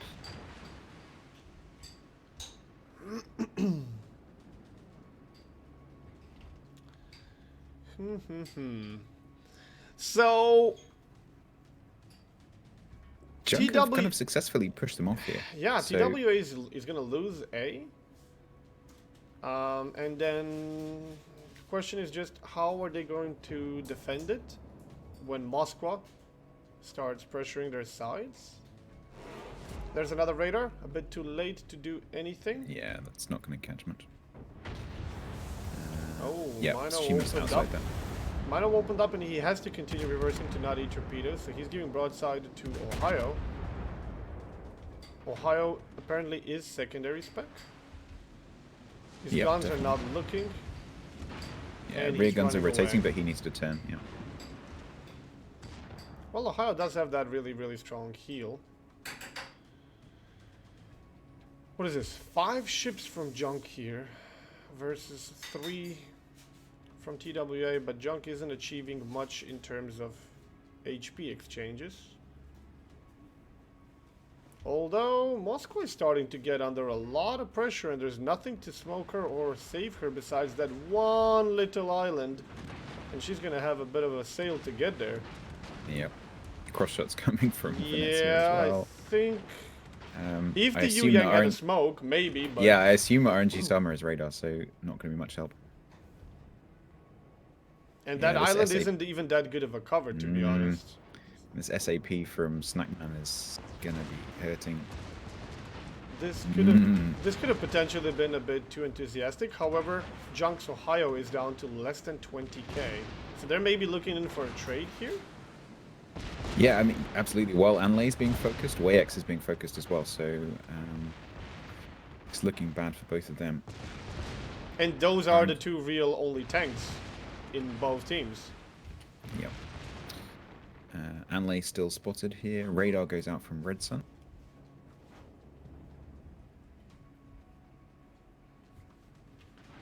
So yep, Leitung is still detected. And Ohio is still detected. They're both still detected. That was a big SAP chunk there from Snackman. Takes him down to 9k. They're pushing Venezia back as well. And it's only going to be Hindenburg who's going to be left to dance in the rain versus Yu Yang's torpedoes and potential Venezia push. And lay down to 1800. Yeah, I think Snackman needs to push into, what is that, C-cap now? Yeah, with Yu Yang and pressure the Hindenburg. As soon as they kill Moskva, they need to start making a pressure on that cap. Because they're going to lose A, but if they can win C, that's going to be worth it. And they are already winning on points. Hanley needs to be super careful here that he doesn't stick his nose out too far. Oh yeah, he's not detected right now. No. He's healing, so he gets away with it, which is pretty damn lucky. Will Goat be taking any torps? No, he is safe. Yeah, Snackman and Yu Yang are going to have to put some enormous pressure on Goat here to push him out. Preferably kill him, but at least push him out and take C if they want to stay in this game. It kind of looks like he's alone, but actually it wouldn't take much to kill him up to. Oh, this might be it for Kleber. He got caught way too close to the enemy lines. And I doubt this is... Oh, that's smoke, maybe? It's running for smoke. Run away. Just glides in. Shots in the air. Smoke's fading. Ooh. Can they still see him? I think he's gonna spot it. Yeah, they can. They can. They can still see him. He's on fire. He's still burning as well. Wiggle. Nice dodge. Still burning though. It's only gonna take one shell. Yep, that's it. Yeah. He was a bit too exposed, I would say. Not sure why. Maybe because he was the healthiest one. But now, Yeah, now the B side is not looking that strong. It's 4v. It could turn into 6v4, to be honest. Well, I mean, Red Sun smoke's gone, the Mino, and so Red Sun's having to back off. Not pointing the right way to get into the Smolensk smoke. Yu Yang from Junk is opening up on Hindenburg with Venezia as well. Venezia is pretty low, but so is Hindenburg. Yeah. If And Junk Kinemod can is kill coming up. Hindenburg and not lose their Venezia in return and then take that C cap, they could very well flip this in their favor. Thing is, they've got an almost full health Kinemod coming around the corner there. One problem at a although- time. Yeah, well, pretty much, yeah. Although Snackman's just It's a popped good- smoke. Yeah, and that's a good volley from Kinemod. So the problem here is Snackman's going to come out the front of the smoke, and it's going to be a 12k Venezia versus a 44k Venezia. Yeah, they really need to drop that Hindenburg ASAP. Oof. Not what I meant when I said Snackman? ASAP. By getting smacked by Sap in the face. Is he gonna be fast enough to? I think. Yeah. Okay, he's good. Oh, torpedoes! Torpedoes from Yeah, Yu Yang on the torpedoes. Venezia. No. Meanwhile, we lost. Something else died on the other side. Hindi went down, and Kleber, and... Look at the Yeah, points another from Hindi. Junk. Look at the points from Junk. They don't even need to push. They win, what, 10, 12 seconds before? With one cap. With Yep. one cap, yeah. So they don't even need to push C. They can just run away now. is Yeah, exactly TWA what we're needs a seeing. kill here. Yep. Ohio is under a lot of pressure. I Can think- they bring him down, though? Without losing Moscow? I think this is one of the key skills for teams like this is watching the points and making sure the caller is saying, right, okay, we need to run away now. Everyone go dark, turn around. Because TWA here have to push and get a kill. But the points are so close. YX coming under a bit of fire. Red Sun in a little bit of danger potentially from Moskva. Moskva in a bit of danger, and Lei. Yeah, they got a few This is- seconds to take yeah, something one down. tick, two Mino! ticks. No! Mino went down, but the point didn't tick! I didn't see what happened. Oh my god! That was a bit of a clutch. Oh, did that really just happen? I think it did. Mino is dead. If you look at the post-screen results, Yeah. Junk's Mino is dead, but they Yep. didn't lose the points for it. Oh, damn. If they brought Mino down, they bought themselves enough time, even when they lose the Moskwa, to potentially get another kill and maybe bring it back. Because, once again, you lose more points for losing a ship than you actually gain points from killing the ship of the same class. So the points are getting kind of pushed back by exchanges. And Moskva was literally about to die from TWA, but... Wait, hold on. It's a shame. Wait, hold It's on a shame sec. Moskva. Alpha TWA won. So the points did tick. That did tick. I'm confused as well. But I'm TWA won. really according to the game, TWA won. Yeah, Team Alpha is the winner, but that ship died, but the game ended, so the points didn't really have the... What? I don't know. I'm not sure. So I guess Junk was about to tick. So Junk was about to tick to win. So I'm guessing the Minotaur from Junk died just before that tick happened, which gave TWA, because they were like on 960, 997. So the Minotaur of Junk dying pushed TWA over the 1,000 points. Just like less than a second before the tick. I had to wait for the score screen to Yeah, find out exactly. who won. Yeah.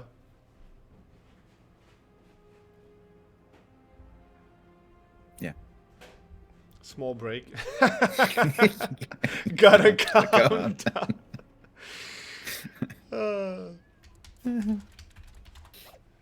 Okay, this well- was extremely fucking confusing. I mean, that's about as close to a draw as you can get, I think. This was really, really damn confusing. So TWA did actually end up winning by killing that Minotaur from Junk after the game basically ended, which was the classic. which usually results that you don't have enough time for the points to flip in your favor because the game literally ends. But in this scenario, it actually did happen. Yeah. That was the classic, basketball is in the air, clock ticks down. Oh, Or I mean, basically- if the ball is in the air in But basketball, then in that this counts. game, that's not how it works. Yeah, In this game, that's not how it works. In this game, it usually doesn't, and now it suddenly did. So, like, this is the weird point. This is where you don't know where to put your feelings. Do you put your feelings and be like, yeah, TWA got the win, they got the kill, they deserve the win. When the game doesn't give you the points, even though you killed the ship, that's not really fair. But that was the case every single time till now. So is Junk robbed here, or is the game finally working properly? I don't know how to feel about this. In my mind, that was working properly. So Junk were about to tick. TWA got the shot. They killed the Mino. They got the points to win, and just grabbed it before the clock ticked. I think that's. But that's literally the first time I've seen this. Yeah, no, you're right. You're absolutely right. So I'm not sure how to feel about it. Like, yeah. If we go by the previous experiences, I don't think there was enough time for Junk to lose the points, even after losing the ship, after the game ended. So it feels like they were robbed here. But if the game is finally working normally, TWA definitely deserved a win for getting that kill in the literally last heartbeat. I tell you what, I would have loved to have been listening to both teams' voice chat when that happened. Who won? Because Junk must have been like, we've got it. And TW like, oh crap, make the shot. And they did, and Junk, didn't get it. And I think that they would have both been screaming, I think, for different reasons. Yeah, I was as confused as you could get by watching that end game. I happen to know that there's a few clans who are gathered together in TeamSpeak right now, watching this stream whilst having a bit of a watch party, and I'd really like to have listened to that as well, because I think they would have all been on the edge of their seats. Well, that was one hell of an ending. Yeah, absolutely. I think it's it's a good ending when both streamers are going, what just happened? Yeah, definitely. So TWA go 1 up. Yes, they take the map number 1. Yep. And next map will be north. Next map is going to be north. Yes. I think we don't have to change the actual positions on the team sides. You said TWA pick A spawn. I can't. I should have written it down. We've lost the transcript, but yes, I think so. We'll see in a minute. There's we can handle it. We've got 2 scenes, one for straight and one for backwards, so we can deal with it. Yeah, yeah, the chat just caught up. Chat's just caught up. Like, what? That's not fair at all. Actually, that's the first time it was fair.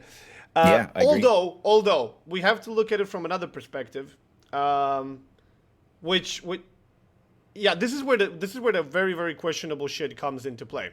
Is it fair that when the timer is done and the game has already entered the post-battle sound, like the game is starting to freeze, anything until that point should be locked, right? So even if you get a kill in the last millisecond, you're too late. The game already commenced its end feature. The music is starting, the game is freezing, the result screen is popping, and you literally get a kill right there. Is that really fair? Thing is, we've all seen like random battles, quite fairly regularly, where you make a kill right at the end and it doesn't count, or you make a kill and it does count. And so there's obviously some element of, the server is the truth of what's actually happened, but what you see on the client end is maybe slightly different because of ping and latency and all those kind of things. So the server has the definitive truth of what's going on, and what you see is not necessarily the server truth. Yeah, but for example, have you played World of Tanks before? No. Okay, so there's this really, really, really weird rule that people didn't even know exists. in World of Tanks. So the game should freeze instantaneously when one team gets their base capped out, yes? And it almost happens in World of Warships. Like the second you cap, those points move up and that's pretty much it. That's not how it works in World of Tanks. In World of Tanks, after the game ended by one team eliminating the other team's vehicles or capping their base, there's still 5 seconds of the game actually going in the match. Oh. And if you get a kill in those 5 seconds, game gets prolonged for 5 more. If you get another one, it gets prolonged for 5 more. So I've seen battles where teams went for the base. They were willing to throw a lot of tanks to get the base. They got the base. It's 100%. The exclamation mark is there. The game is over, but now you need to wait for those 5 seconds. And then they lose the game because the last 3 tanks die. So And they actually end up losing the game. Is that an official mechanic, or is that just a They never consequence of the way changed that. I think they never changed that till this day. So at least it's been in the game for a few years. And in the is it still in the game for the last few? I don't know, but I'm guessing. So I don't know how to feel about stuff like this when literally a team basically won because they have more points at the end of the game, and then while the game is basically processing and be like, okay, this is the end game, and before everything freezes, you get another one, and everything changes because sometimes it doesn't get enough time to change. So this is really interesting. But yeah, it is what it is. The next game is starting. TWA got the first win. That was as close as it gets, you could say. We're back on the north, and once again, TWA shows up with no battleships. Des Moines, Goliath, Hindenburg, double Moskva this time, and double Smolensk versus Kurfürst, Salem, Mino, Smolensk, Kleber, Shima, Yuyang. So the only thing they changed is Ohio for Kurfürst. That's an interesting choice. I mean, you got to remember, I still hear people saying things like, "Oh, German dispersion." Don't forget now that after the recent German battleship accuracy buff, the German battleships have the same kind of accuracy that French battleships do. So this is not the same ship that it used to be. So taking it in competitive kind of makes a bit more sense than it used to as well. So interesting choice compared to, say, Kremlin, which is what we've seen a lot of. So 3 destroyers versus 2 radars presumably versus 1 radar with the destroyers. But yeah, this time they opted in with 1 less cruiser, but 1 extra Moskva to compensate. Yeah, so we've got. So this is a radar-heavy game because you've got presumably Red Sun is going to be. Actually, no, Red Sun was smoke last time. So maybe it's going to be smoke. Oh, again, was 'cause it? They've got the Salem. I didn't Red actually Sun, catch that. Yeah, Red Sun and Point were both smoking independently of each other. So I think Red Sun was smoke. Okay. Um, Because I'm pretty sure the so- Mino was actually radar in that game. They did have a radar. Maybe it was Red Sun that was the radar. They definitely had 1 smoke. One. Yeah, but they had 3 destroyers there. Shima, Kleber. Oh, that's true. Oh, maybe. It was probably Shima smoke. Oh, it could have been. No, you're right. It could have been. Yeah.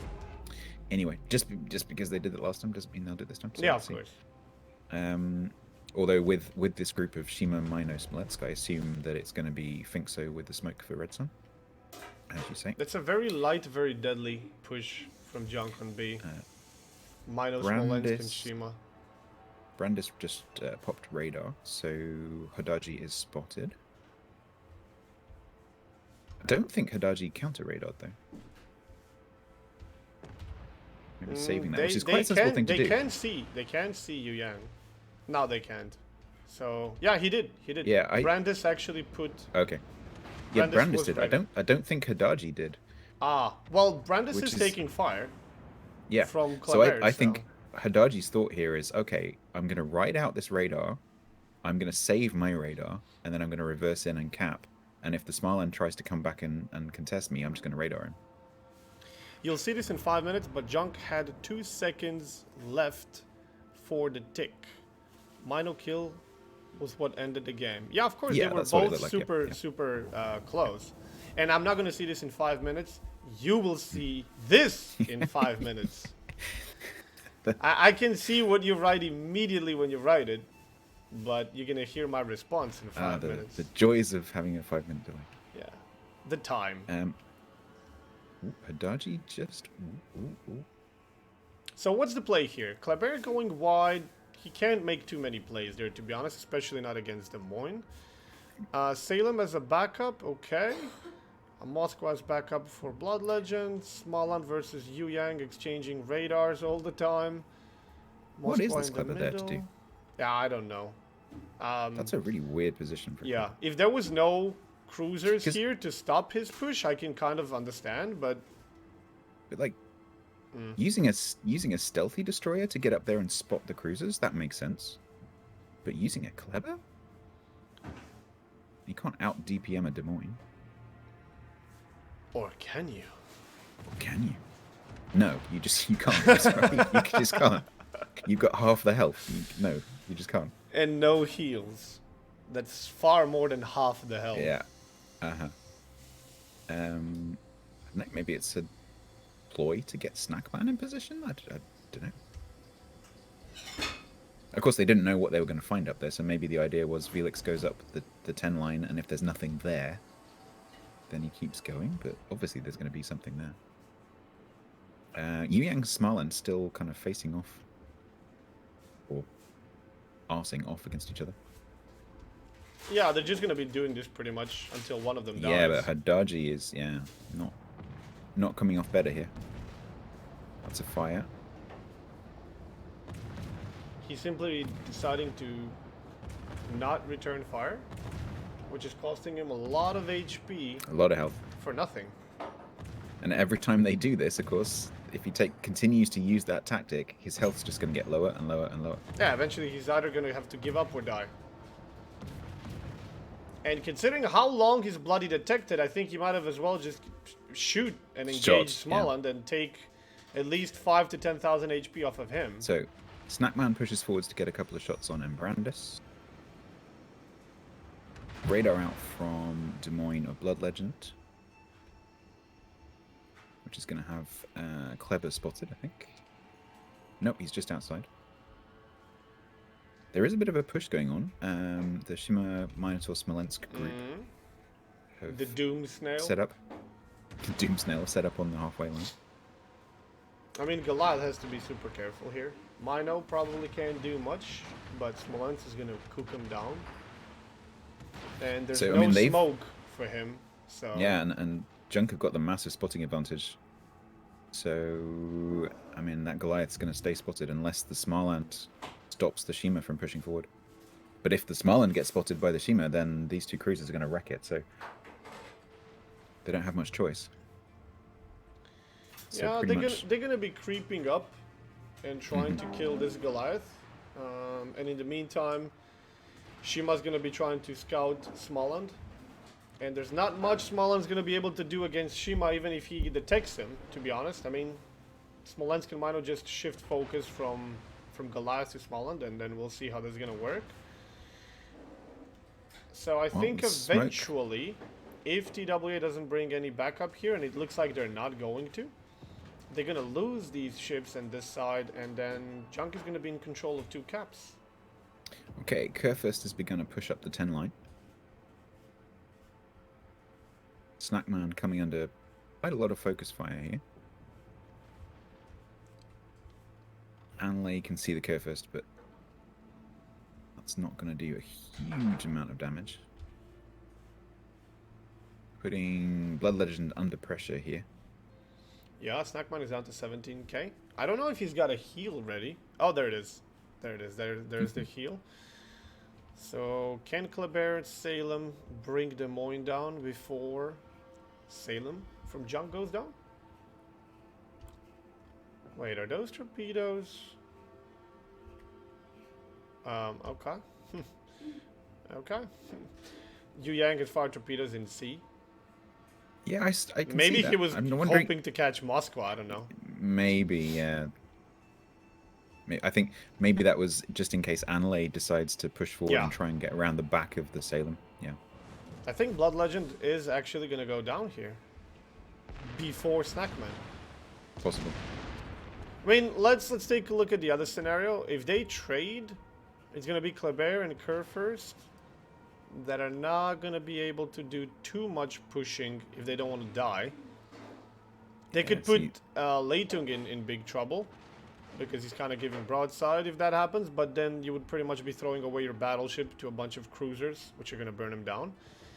So even if they trade here, not a lot is going to happen on this map. Oh, Smoland is about to... Yep. He died even before Goliath, and now Goliath is all alone. So that means Shima can start cutting his way out, intercept him with torpedoes, and Mino and Smolensk are just going to continue shelling. So I'm pretty sure this Kinimod is going to go down eventually as well. And So I mean, he that's can potentially go dark and get away, but I mean that just opens up the entire flank. So yeah, but for example, Shima can now start going towards like 5-6 line and cut his retreat off, keep him detected. And what are they gonna do? They would have to pull Smoland or Moskva completely. I think the only thing they can do. Oh, Hadaji detected. He was playing risky. Ooh. Okay, Brandis isn't going to be able to put him down here, but Hindenburg is there, and Goliath is going to shoot as well. I am questioning this. Does make you wonder. I think he was trying to meet up with this Smolensk Shima push, but we just got there a bit too early. Basically. Okay, he's not detected. Smoland's radar goes down, so he got away Yu with Yang's it. radar is up. Hadaji is radaring right now, so Smoland is spotted. But, I mean, Smoland can just go. Like, he can literally just go and kill Yu Yang. It might be a little bit risky in front of the miner. If he turns left now, and goes on the left side of the island, he's going to put an island between him and Minotaur, and the sooner he does it, the better. And it's not like Yu Yang can torp him. Unfortunately for him, he's deciding to go on the right side, which will put him in a crossfire broadside, which could be... He's going to get spotted as well. I hope Red Sun's ready. Sure he is. Oh, those guns are Here looking we go. in the wrong direction. Here comes Mino. And that's as you... It's not a sensible turn. He is going to open fire, but that was not a good thing, I think, because Yu Yang is now undetected, and he's going to stay detected for 20 more minutes. I mean, this is pretty questionable from both DDs, I would say. Hindenburg going to end up taking a torpedo from Yu Yang. That's 20k less. So Goliath is Salem goes down. Salem actually went down without Des Moines going down, and Kurfürst is already super low. Wow, this is a lot of back and forth here. I'm not entirely even sure who's winning at this point. According to the game, 2 caps and points, it's TWA. There goes Des Moines. Look at the mini map. I mean, it's all over the place. It's a bit of a mess. So what can they do? TWA has still control over C, and because of those double Moskva, it's going to be a bit of a problem to lose it. But they will lose control over A, and the points are too close. So TWA is going to have to pull some kills here if they want to win this game. I think Kurfürst, if Kurfürst takes, there's a fire, so if Kurfürst takes a fire, which he has, then unless he's got a heal soon, there's double fire. Yeah, I think they might lose Wayex here. Oh yeah, the Kurfürst is probably going to die. That's the only thing TWA can do, but I'm not sure that's going to be enough. That's triple fire. Once they kill Kurfürst, they make sure that C stays in their favor until Kleber decides to do something really crazy. Yeah, this Kleber, I mean, and now they have to shift forces. The Kleber did do a lot of damage to the parked Des Moines, I think, but I'm a bit dubious about why they have this Kleber here. Junk just has to be careful not to throw this game right now, because even though they're down on points, they are winning this game. And TWA is beyond far away from B, and the only way to get their home base back is to pretty much go straight through Junk. Okay, Anlay radars. Red Sun is driving into that radar. Is now inside the radar. Yeah, and, unfortunately for this Mino, Shima is actually moving away from him. I think he's just gonna go for the islands. Yeah, he can. It's gonna be questionable. It's gonna be very questionable. The next volley could be his death. I don't know. I think he's. Yeah, here we go. Oh, that's a bad turn. Yeah, of course. Okay. He has to do it. And that's it. Okay. That just lost him the game right there. I don't know why would you charge with a Mino like that? And why did Shima not go for the Mino to potentially smoke him? Because the only way he was gonna not die here is if he went full speed, rams the island, and then reverses backwards behind the island. But that would keep him under the, under fire for a lot longer. So now Junk needs a kill on Goliath. Yeah. If they want to stay, and they have a minute to do so. Smolensk has to stop shooting because Goliath is in. Oh, they're depending on these. Kinemod is pushing into those torpedoes. Yeah. I wonder if Goliath's running. Goliath's not turning, so I assume Hydra. And there's the heal. Oh, he's got a gap. He's got a gap unless he drifts in that torpedo, which. Okay. Smolensk is gonna try to torp him. AP. Yep. And. Oh, disappointing. AP and Smolensk. There comes the torps. Goliath, of course, knows the torps coming. Can Goliath actually reload on time? Ooh, oh my god, he missed all the torpedoes. Holy shit. What is going on right now? Who's winning? Junk is winning. I have no idea. Junk, TWA has no point income. Two caps for Junk, and the other one is contested. Smolensk might go down.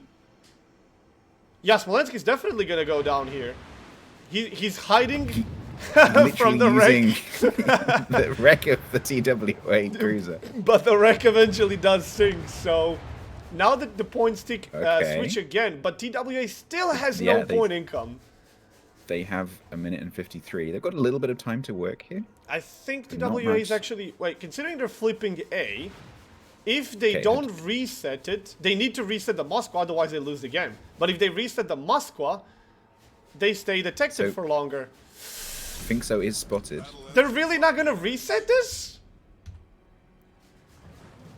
Hadaji has shot, well, but I mean, Hadaji's not on much help. Yeah, that's game. On the other side, Kleber died.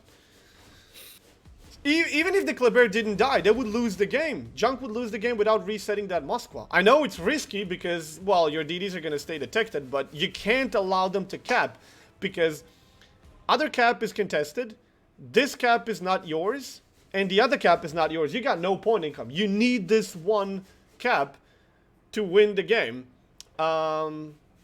Even though you're winning on points, you got no point income. So TWA absolutely needed that cap, and Junk absolutely should not have allowed them to. But then Kleber died on the other side, so that was game. Two extremely messy and close endings in both of these games, but TWA has claimed both maps and takes out Junk 2-0. Absolutely. Let's have a look at the how the other one's going. So the other one is currently tied 1-1, so we might actually better jump into the third of that one. Sure. Let's see. When they do this, they do try to hold it for the other. Holding the game, yeah. Ultra real _EU. Is that the room? Yes.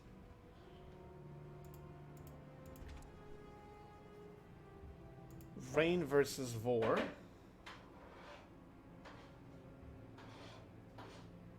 Yeah.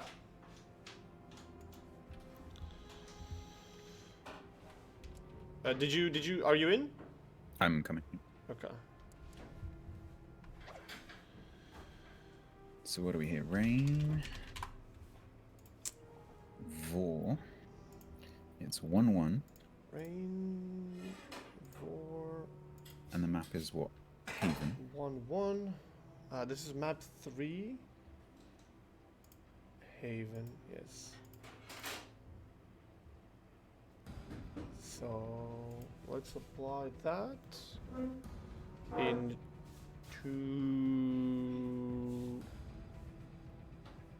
server overload. Uh-huh. Right, so the first two maps, just... We don't know. Yeah. We don't know. Yeah. Actually put them to be determined, but I've just gone onto the single map screen because then you have to worry about but it. that's not working. For some reason, it's actually still it's working. showing. Ah, never mind. An idiot. Yeah. We don't know what Okay. two first maps were and who won which map, but they're 1-1, so it doesn't really matter. And the game is starting. So this has actually worked out really well because you know, we've seen TWA who will go through to the finals, so they will be facing the winner of this game right Yeah. here. TWA won against Junk 2-0, and they will be our finalists, right? Yeah, Yep, should be. they will be. Yep. And this is the other semifinal, so and they're 1-1. So whoever wins between Rain and Vor will be the other finalists in the best of 5. Right. So right now we have for Rain, Kremlin, Des Moines, Double Henry Zhao, Z52 Yu Yang. I think we've already seen this exact setup before. Works nicely for them. And for Vor, which we haven't seen today yet, they have a Des Moines, Goliath, Double Venezia, Smolensk, Smoland, and Yu Yang. And holy cow, I'm having like really loud rain Yep, me too. sounds. Okay. So, Vor is going for no battleship setup, and they did not bother bringing any Stalingrads or Moskvas. So they will definitely be down on HP. Yeah, that's a very, with two Venezias, that's a very mobile mobile setup. It's going to be interesting to see which interesting place Rain are going to push this Kremlin to this time. Seems to be their thing. I wonder whether they'll use the same tactic of just leave it hanging around in the middle, unspotted, and then deploy it to whichever flank needs to counter the push. Okay, so two Henrys are going to go wide. Des Moines is going to go stay shallow. Z is going to go for the cap, and Kremlin is going to be their backup behind. And on the other side, Zhao and Yu Yang. We have literally seen this before, right? Yeah, exactly. I think this exactly is the same map, this exact same side. Probably the same team as well. I just wish this sea, rain, and thunder would be a bit less loud on this map. Like, Jesus. But you may remember that Dastard here, same player, same ship, same map, same spawn, pushed exactly where they're putting it right now, and then waited for the other team to push up through the sort of 7-8 line, and then they moved him through the middle all the way over to the island that looks a bit like... By the way, zoom in. Zoom in as close as you can to the ship, and the music starts. Oh, no, I fixed it. Yeah, and the thing starts, stops. Yeah, so he ended up sort of pinned against this triangular island, and lasted much longer than we expected, so we'll see what they do this time. Because it looks like we're going to have a similar push from Vor going up that flank. Of course, Vor wouldn't have seen that much because they were busy playing. Well, Rain gets 2 caps advantage, and the points will be flipping in their favor. So to counter that, passive play on A, Vor are going to have to push really aggressively up to B. I mean, because they got 4 ships can't contest to Alpha. 2. Yeah. Yeah, they can't contest A at all. So the question is, how long is it going to take Rain to figure out that's what they're doing? And how are they going to stop it more? Well, Kremlin is already moving. Yeah, I guess the Kremlin is literally going to do exactly the same thing. He's going to go behind that island and hope he doesn't get punished.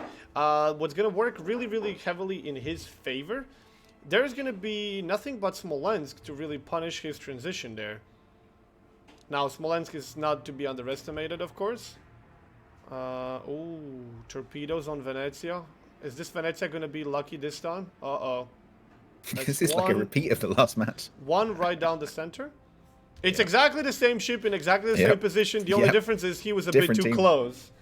Different team. Yeah, like well, last time they ran out, Yeah, 500 meters too close, so he actually took a torpedo.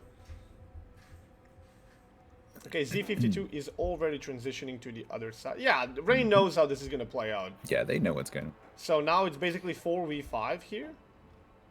And Z has a Okay. smoke for Kremlin, if need be, Yeah, against that Kremlin is Smolensk. spotted, so they Vor do know it's coming. I want to see that blind fire. Oh, here we go. Here we go. Interestingly, they just missed the Kremlin and hit the Z. That was one hit. Smolensk is actually forced to slightly leave his smoke, so has to be a bit careful here. Yeah, Kremlin is already hurting a lot. Yeah, Dastard having to abort the plan to push through to that island. I think he's going to have to go north. Yeah, Smolensk is not to be underestimated. That ship is perfectly balanced and capable of stopping anything. And how many points Smolensk was it? gets radared overly exposed in Yep. B. Questionable that is torpedoes there, Way but too risky. yeah, he's gonna pay dearly for this. SAP on Strozhevoy takes a little chunk. But I'll be surprised if Smolensk actually gets away alive. yeah, I don't think Auni is getting out of this. His team is far too behind to make such an aggressive push into B. Even if you don't know exactly where the enemy ships are, you know they're going to be around that cap somewhere. I mean, 'cause you- it's their home cap. You can see the Kremlin coming, so you're going to be Exactly. taking shots from two sides. They might not have known Z52 was here, but still. And now what? Now the Kremlin is again in a questionable position for those Venezias. Just a different island. He can still be shelled, so he's still in danger himself, of course. Okay, Yuki Poi with the radar. Z52 is just inside and running away, but no one can really get a good shot, I don't think. Okay, Vor is pushing Yu Yang into A. Do Yeah. they even know Lulu is behind this island? Like, look at the position of Lulu right now. Lulu's going to be looking at the map going, why is the cap just flipped? Yeah, and Little Trouble's gonna be in big trouble soon. It's gonna be Yep, surprise! Lulu reversing. Hello, little Yang, how you doing? Oh man, this position right here. I don't know if they actually saw him get in this position. Yeah, I don't know. Of course, Henri is there as well. But I bet Yu Yang is now thinking to himself, ah, shit. Uh-oh. What the hell do I even do now? Henry's gonna start. Oh, that's a Yu Yang with a smoke. Oh, Not that that's interesting. gonna help Okay. against radar, but Yeah, but it is... I mean, he literally just concealed the Des Moines with this move. He should have waited a bit longer before he deploys smoke. But okay. Yuki That was a Poi full and HP. Dastard playing Ring Around the Rosie here with the island. Dastard in a very similar position to last time, but a Yeah. different island. Yeah. And same problems, same HP. But it's still working. Look at It the is still points. working. They can't quite lob, the Smolensk can't quite lob that island. Yeah, the HP difference is actually not that big. But Rain is one ship ahead still. Not to mention that the other destroyer is super low. And 250 points advantage. So this is working very, very nicely in their favor. Well, Little Trouble did manage to survive. That Oh, Dastard is going to go aggressive push. down. Dastard is going to go down. Don't forget that when you're parked next to an island like this, the game does very gradually push you away from the island. Or towards the island. Yes, but it definitely moves you, so you can't rely on Yeah. like, oh, that's okay, I'm safe now. Not necessarily. So Yeah, for the next 30 seconds. Oh, he got a heal off, and he got another shot off the Venezia. Okay, that wasn't too much. Okay, that heal is gonna buy him at least another half a minute. Yu Yang did manage to flip the cap and get away, but now Z52 is here. It's close. But Yu Yang got away just on time. Okay, so Vor paid with like 3/4 HP Yu Yang to take this cap, and they're gonna lose it for free again. So any sort of catch up that they were about to start playing is not really gonna work out. So what's the Okay. play here? They killed the Kremlin. They lose Kremlin's Venezia gonna in go the down. meantime. Yeah, and now Venezia. Venezia may go down with these volleys, yeah. Yeah. Yep. So that's a trade. And now what? What do you do now? Enemy is about to win. They're gonna send Yu Yang to maybe go for B and give up on Well, A they- completely? I don't see how they can possibly get A. So it's got to be B. But how are they going to do that with a half health Des Moines and a Venezia who's all the way over the back? Well, they need Yu Yang. They need Yu Yang next to Des Moines, especially considering that Yu Yang is actually a smoke Yu Yang. So Yeah. they can make some plays with Venezia and Yu Yang smoke into that B. Against Rain's Yu Yang. Although You keep this pushing. yeah, this broadside, I mean, what are you just going to sit in the he's camp? running away, I guess. Oh, Z is detected. Smolensk. Oh, no, never mind. Those shots are going for Henry. I thought they were going for Z52. Goliath from Vor is gonna need to make a turn. He is already. He's actually already turned, and hope to catch Henry. If he can kill this Henry, which should actually be detected any second now.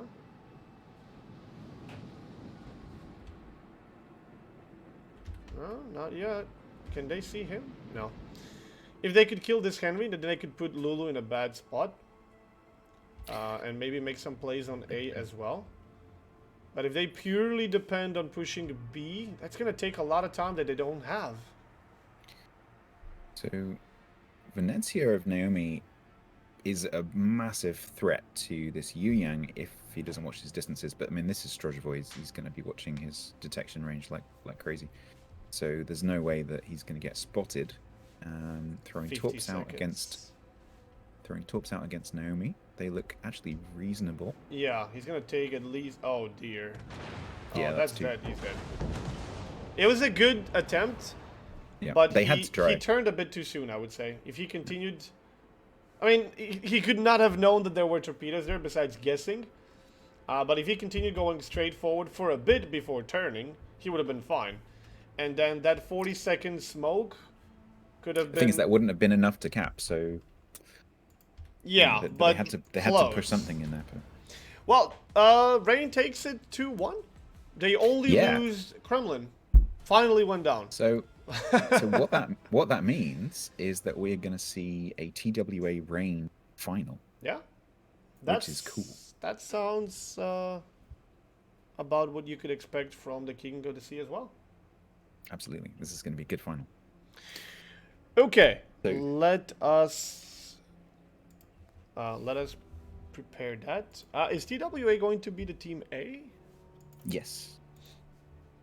Oh, I think before that, actually, we're going to have a third place battle because we're going to see the runners-up.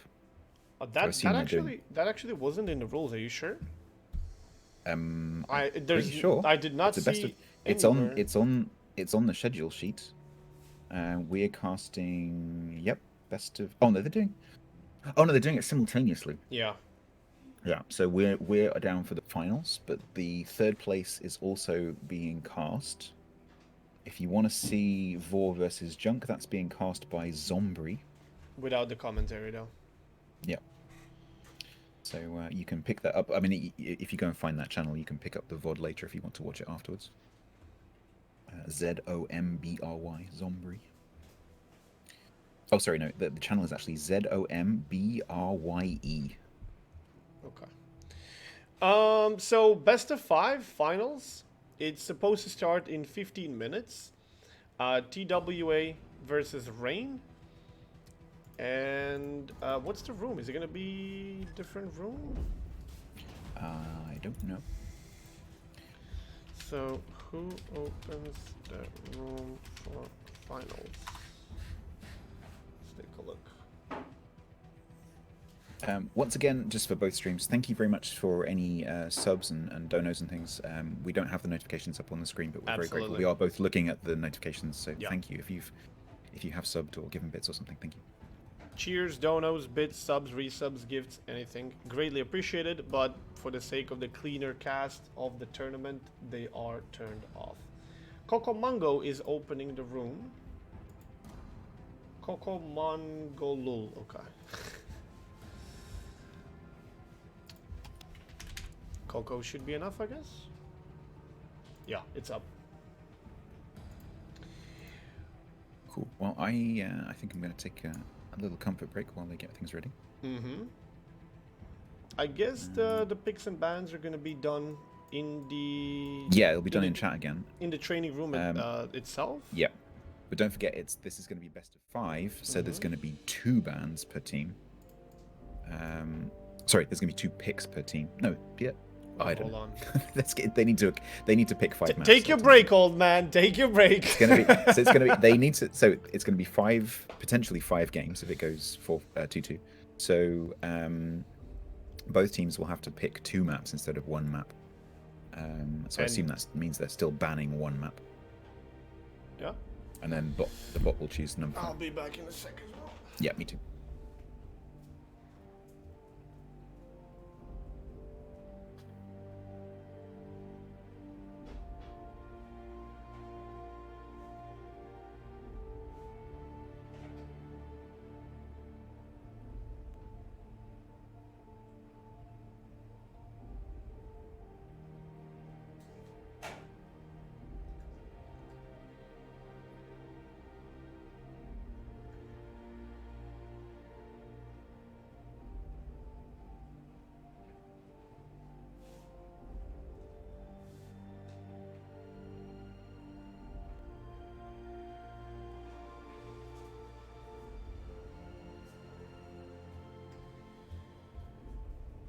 Okay, so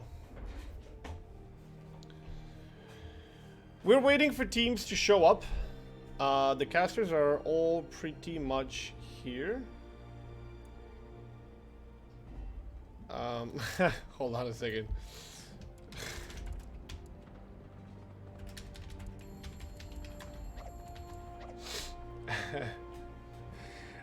The casters are pretty much all here. Now we are waiting for...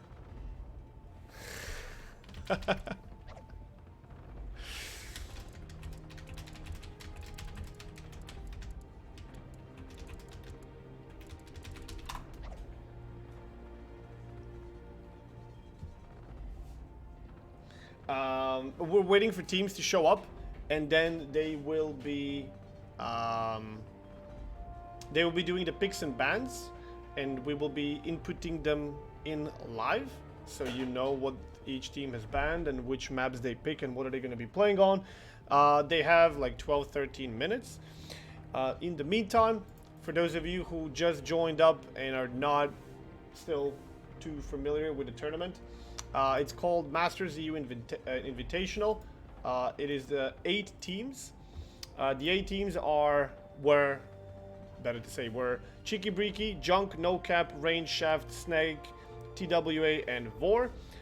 This is the finals, the last best of 5, minimum 3 games, maximum 5, unless there's a tie.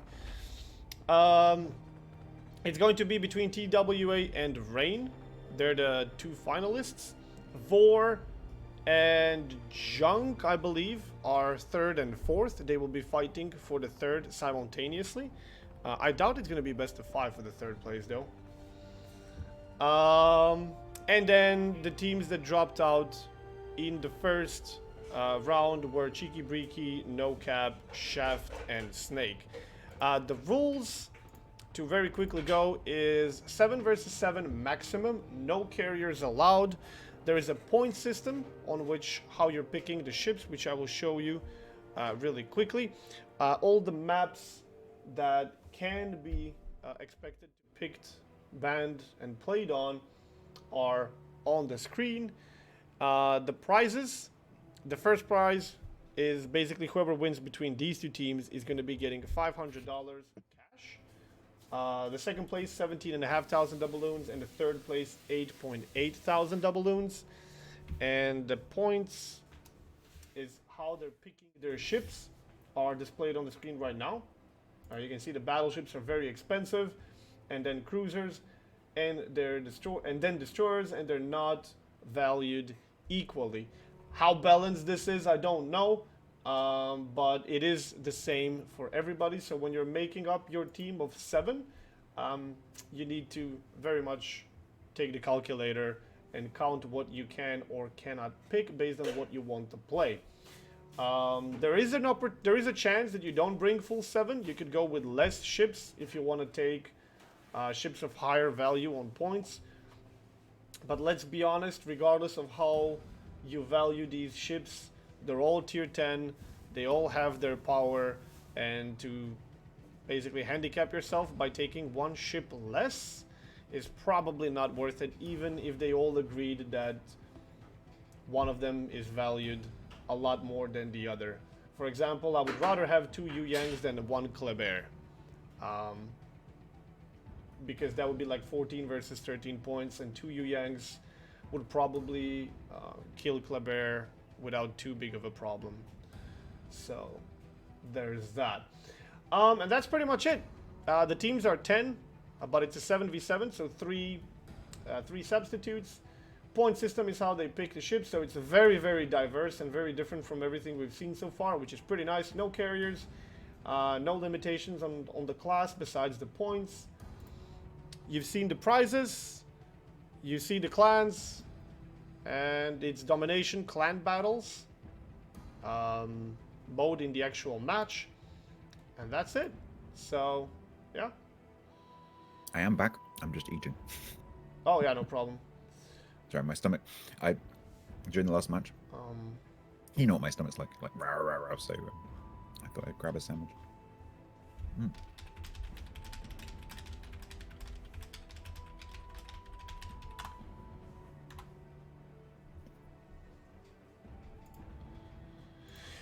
Yeah, teams are still actually not here. They have about 8 minutes. But I'm a bit surprised, like, if they're gonna show up in the last second and then do the picks and bans, or do they... Oh, here we go. Here they come. Here we go. Here comes the first guy. I'm not even sure which of these screens do I simply leave, like the point system, so people can watch the ships and start making up their minds on what they would pick. Maybe, probably the best. And yeah, pretty much said everything there is to say. So now we're just waiting on ships and then the bans and picks. Is this the correct lobby? No, this is the fight for last place.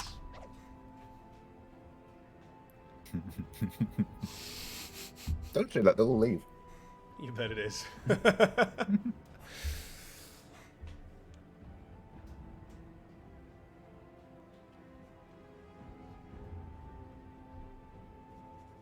Oh, by the way, scroll a bit. You don't even have to scroll. He's 3rd from the top. Can you guess who that is? In spectators list. 3rd from the top. Oh yeah, no, I know who that is. I had a similar nickname not too long ago.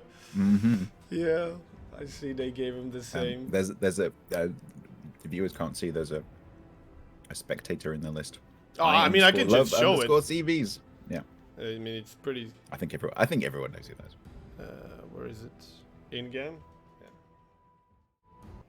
Yeah. Right here.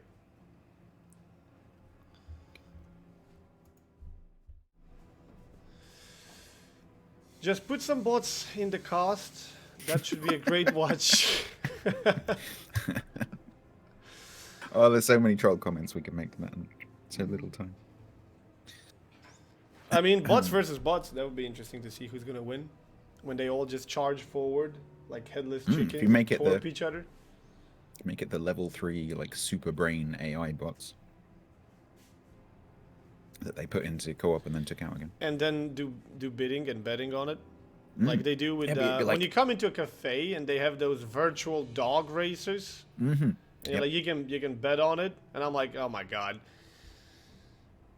If it was actual thing, sure, but virtual, they could literally influence it on the go. Oh, everybody put money on this dog. Oh, okay.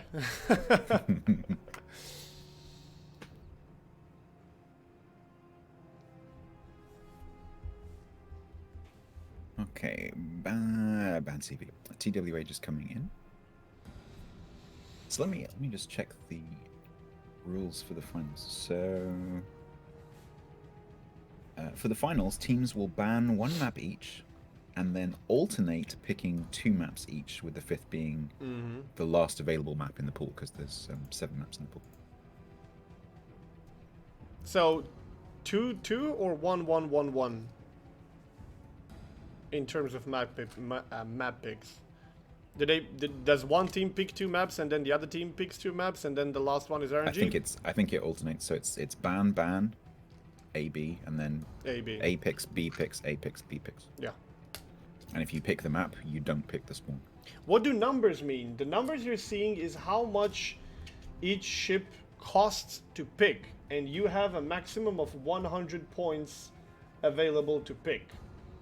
That would have been actually nice if it was somewhere on the screen. I mean, I could. Yeah. So We it's could like put having it ourselves, right? So basically, it's like going to a restaurant and you've got $100, and that's the menu, and you can spend up to $100. Yeah. What font are they using? Can you remind me? Alice, Okay. I think.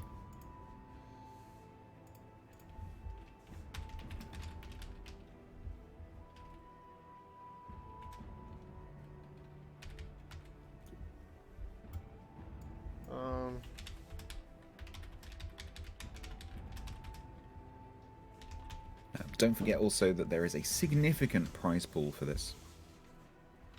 So the first place team will be sharing $500 US dollars. I assume that gets split amongst all the players. I don't think it's each player gets 500. Then second place, so the winner, the runner-up of this match, will get 17,500 doubloons to split amongst the team. And then the winner of the third place match, which is going on simultaneously between Junk and Vor, will get 8,750 doubloons. Yeah, there we go. Now it's on the screen. Team composition can have maximum 100 points. So you need to make up your team of maximum 7 ships, maximum 100 points, by looking at the table down here. And how do you do that? This is something that's like very, very much different from the regular actual game, where you have to just figure out what team composition are you gonna go based on the map and your tactic. Because usually you would be like, okay, we're playing this map, we're probably playing this side. Okay, so we play defensive here, we play aggressive here, we're gonna need a radar here, we're gonna need a radar here, a DD here, a smoke here, a hydro here, kiting, pushing, blah blah blah, tanking. Okay, so this is quite obvious what we're gonna go for. So that's 250 points. So we can't have that. Yeah. No. I mean, usually when you're Sure. you're pretty much thinking about how you're gonna make your team composition, your team lineup, you take a look at the map, you take a look at the side you are on, and then what's your strategy for the map, and then you know automatically which ships to pick and where to put them. Sure, there's some diversity. Do you go for this cruiser or this cruiser, this DD or this DD? But it pretty much all comes down to the same thing, which is why we usually see in tournaments like King of the Sea the same deal, the same stuff. But here you are very much limited by the points that each ship costs. Who exactly put these points? I don't know, but I would guess that the organizers and the teams themselves were kind of trying to, put the points all together, and they came up with this. Like I said, I don't know how balanced and fair towards an individual ship this actually is, but the same points goes for everybody. So yeah, this will actually heavily influence your lineup. I don't think this is based on any game stats or anything. I think it's probably just the organizers team getting together and going like, what's a sensible points value for this ship? So, and they they obviously ran this with the NA version of this tournament, and it seemed to work well. So I think they've just stuck with it. I'm just curious to maybe if they went for a bit more than 100 points, would it be more interesting with like more battleships than one? But like this is so much to think about right now, because it may look simple, But once you actually try to take a pen and the paper and these numbers and what you want and need and what are the team compositions, you're gonna start running into a lot of problems, which might not be obvious when you begin. Especially if you want more than one battleship, for example, because that's already half of your points. Then what are you gonna do? A bunch of destroyers, maybe one cruiser. The Could you picks actually and do bans that? have started. Was that sorry? Let's say that they pick, I don't know, Yamato and Kremlin. That's 50 points. Yep. And you take a Stalingrad. That's 70 points on 3 ships. That leaves you 30 points. Yeah, you could take like 3 Smolensk, for example. Yeah. no, 4. That would be 28, and you have 30 points Oh, yeah. left. So you could go between Kaba, Hollandsee, and Yuyang. You would have to go 2 battleships, 1 cruiser, 4 cheapest destroyers. Well, it doesn't have to be the cheapest. You could have 2 destroyers that are like 8 points, right? That would be top of max of 30 points. 30 points on 4 destroyers, 20 points on 1 cruiser, and 50 points on 2 battleships. Yeah, I mean, you could, but is it really worth having 4 destroyers? Because battleships shoot slow, and you only have 1 cruiser. Yeah. Or you could go like 2 very cheap cruisers. And then you have to cut on DDs. What would that be? Like 50, 66, 70. Yeah, you could still kind of probably do it. No, that would be 76. Sorry, 76. That leaves you what? 24?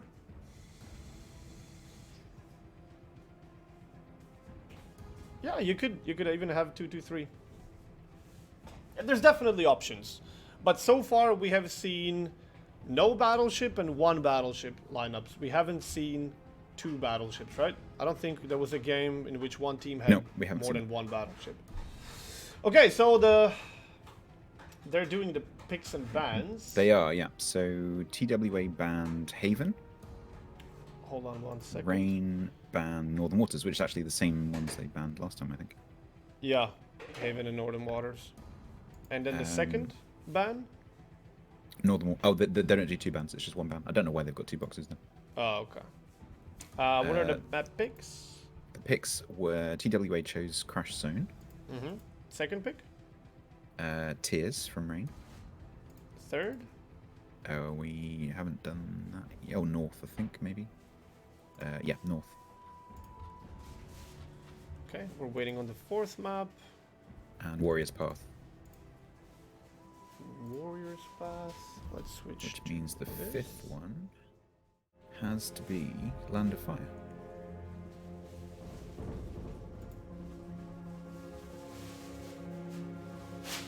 Yeah, it's the only one that's not used. Haven and Northern Waters banned. Crash on Alpha, Tears of the Desert, North Warriors Path, and Land of Fire. So, so match 1. Let's have a look at the spawns here. So match 1. We haven't seen Tears of the Desert and Land of Fire yet in this tournament, right? No. We have seen Crash Zone Alpha at least twice. We have seen Warriors Path once, and we have seen North a couple of times. All right, it's gonna be interesting. I remember like when I started competing back in the day. This feels like eternity ago. Land of Fire was one of our main picks that we were actually playing. Like if you were facing us, you were definitely gonna play at least 1 game on Land of Fire. The map has changed, not significantly, but Yes, they've it changed has. some of the like the island heights and positions Yeah. and stuff. So it's not quite the same map that it used to be. Yeah, I think it's Land of Fire is kind of an interesting map. Yeah. Land of Fire and the North were pretty much the maps that we were like go to. And of course, back then, Tears of the Desert was 90 degrees, rotated. Yeah, Tears of the Desert was a different looking And we had map. the old Islands of Ice, which I still miss. Oh man, I wish they would bring that map back. They should put it back in as an alternative. I just get tilted whenever I hear that, Oh my god, but that map was so shit because everybody went A and they would be separated. Okay, so fucking change A. Bring us the B and C cap back. That C cap with the 150 islands was amazing. And the B wasn't even bad. B was fine. The problem was A. You don't need to destroy the entire map because that was a problem. And that map got changed like 3 or 4 times completely. Okay, so the spawns are a little. We can't show it because the setup isn't complicated enough for us to show it. But the spawns are as follows. For the first map, which is Crash Zone Alpha, rain will be the north spawn. So rain will be green on the first map. On the second map, which is Tears of the Desert, TWA will be the north spawn. So TWA will be green. On the third map, which is north, rain will actually be the south spawn. So TWA will be green, rain will be red. On the fourth map, which is Warrior's Path, TWA will be the north spawn. And on the last map, which is the only one left in the pool, that one will be TWA north as well. So we're gonna have to change twice. Yeah, I've written it down so we can. For north, different. Everything else is the same. I think so. Okay. This should have started by now. Yep, And Rain not here yet. Well, actually, yeah, Rain not here. I mean, they have one guy. I guess the rest will join in the same time. Soon, says Rain. Soon TM. We are rigging RNG. We are bribing Mr. Conway. Stand ready. Yes, Boostar, it is Gaishu's point system. Yes, indeed. Euros are being converted to rubles. Hold on.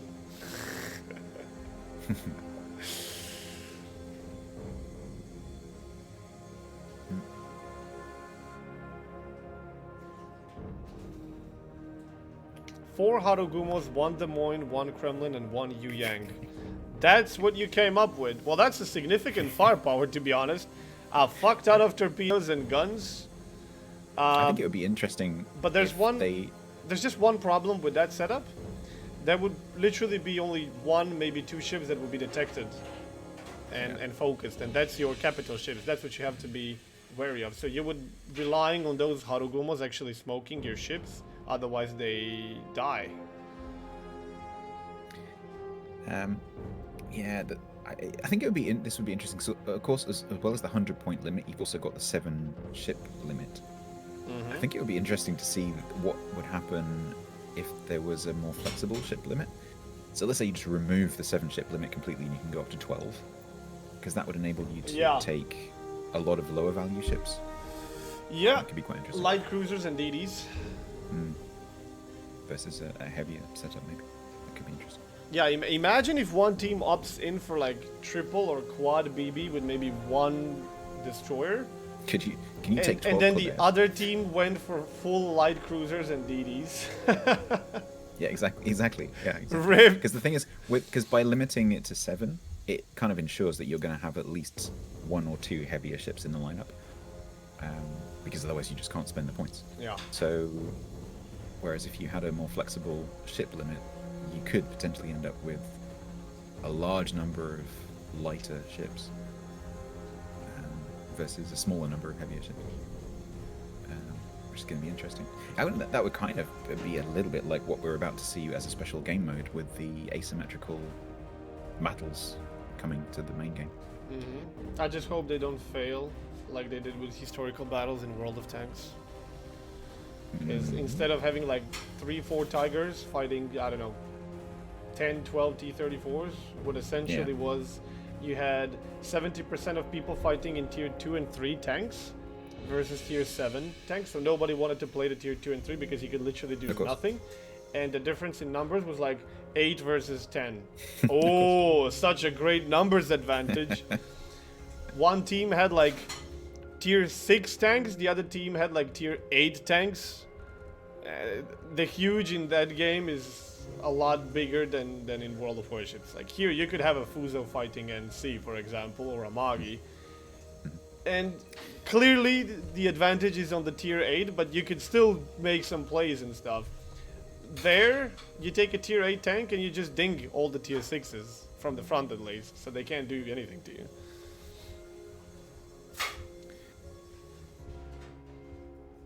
Yeah, I think that could be quite interesting. Obviously, the way they're going to do it, wargaming, is to encourage people to play the lower tier ships. I think you have to, to play the, to encourage people to play the lower tier ships, you have to play the bottom tier ships in order to get points to spend to play the top tier ones.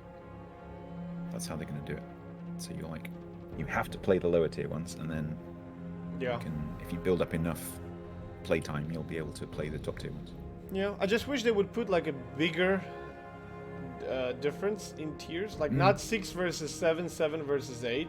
Like make it tier 4s and 5 versus like tier 8 and 9, and then make it 12 versus 5. I mean, we've both done this kind of thing in training room, where you take like one of the things that we do on my channel all the time is we take one Minotaur with Painsaw in it, as it happens, and we know how that ends. And we take 12 tier 2 destroyers, and it's usually pretty close. I've actually done it with tier 5. Right. I tried like at least on 7, 8 different occasions. I would take a lot of different tier 10s, and I would put 12 tier 5 destroyers, and I would get my ass handed to me in under 5 minutes. I couldn't survive longer than 5 minutes, but tier 1 map. Map greatly influences how long you're going to live. And I wanted to put it small so the action starts immediately. But the second you run into the border, you're pretty much dead. Yeah. And that happens within 5 minutes. I did manage to do it in 2. 2 ships that's exactly versus what 12. we found. Yeah, 2 tier 10 ships versus 12 tier 5 DDs. That was close, but it was ready. All right. Teams are ready. It is going to be 7v7. And let's see.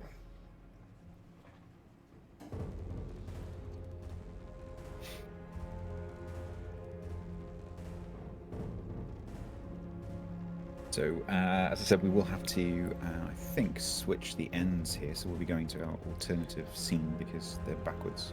Hold on. I have the chat trolling me about the sound. Is Stats louder than me? Because I've tested it and we both sounded the same. They're trolling my technical expertise. Don't listen to chat. Oh, but they're right. I am a potato in that regard, but I did test it and it sounded like we were both the same.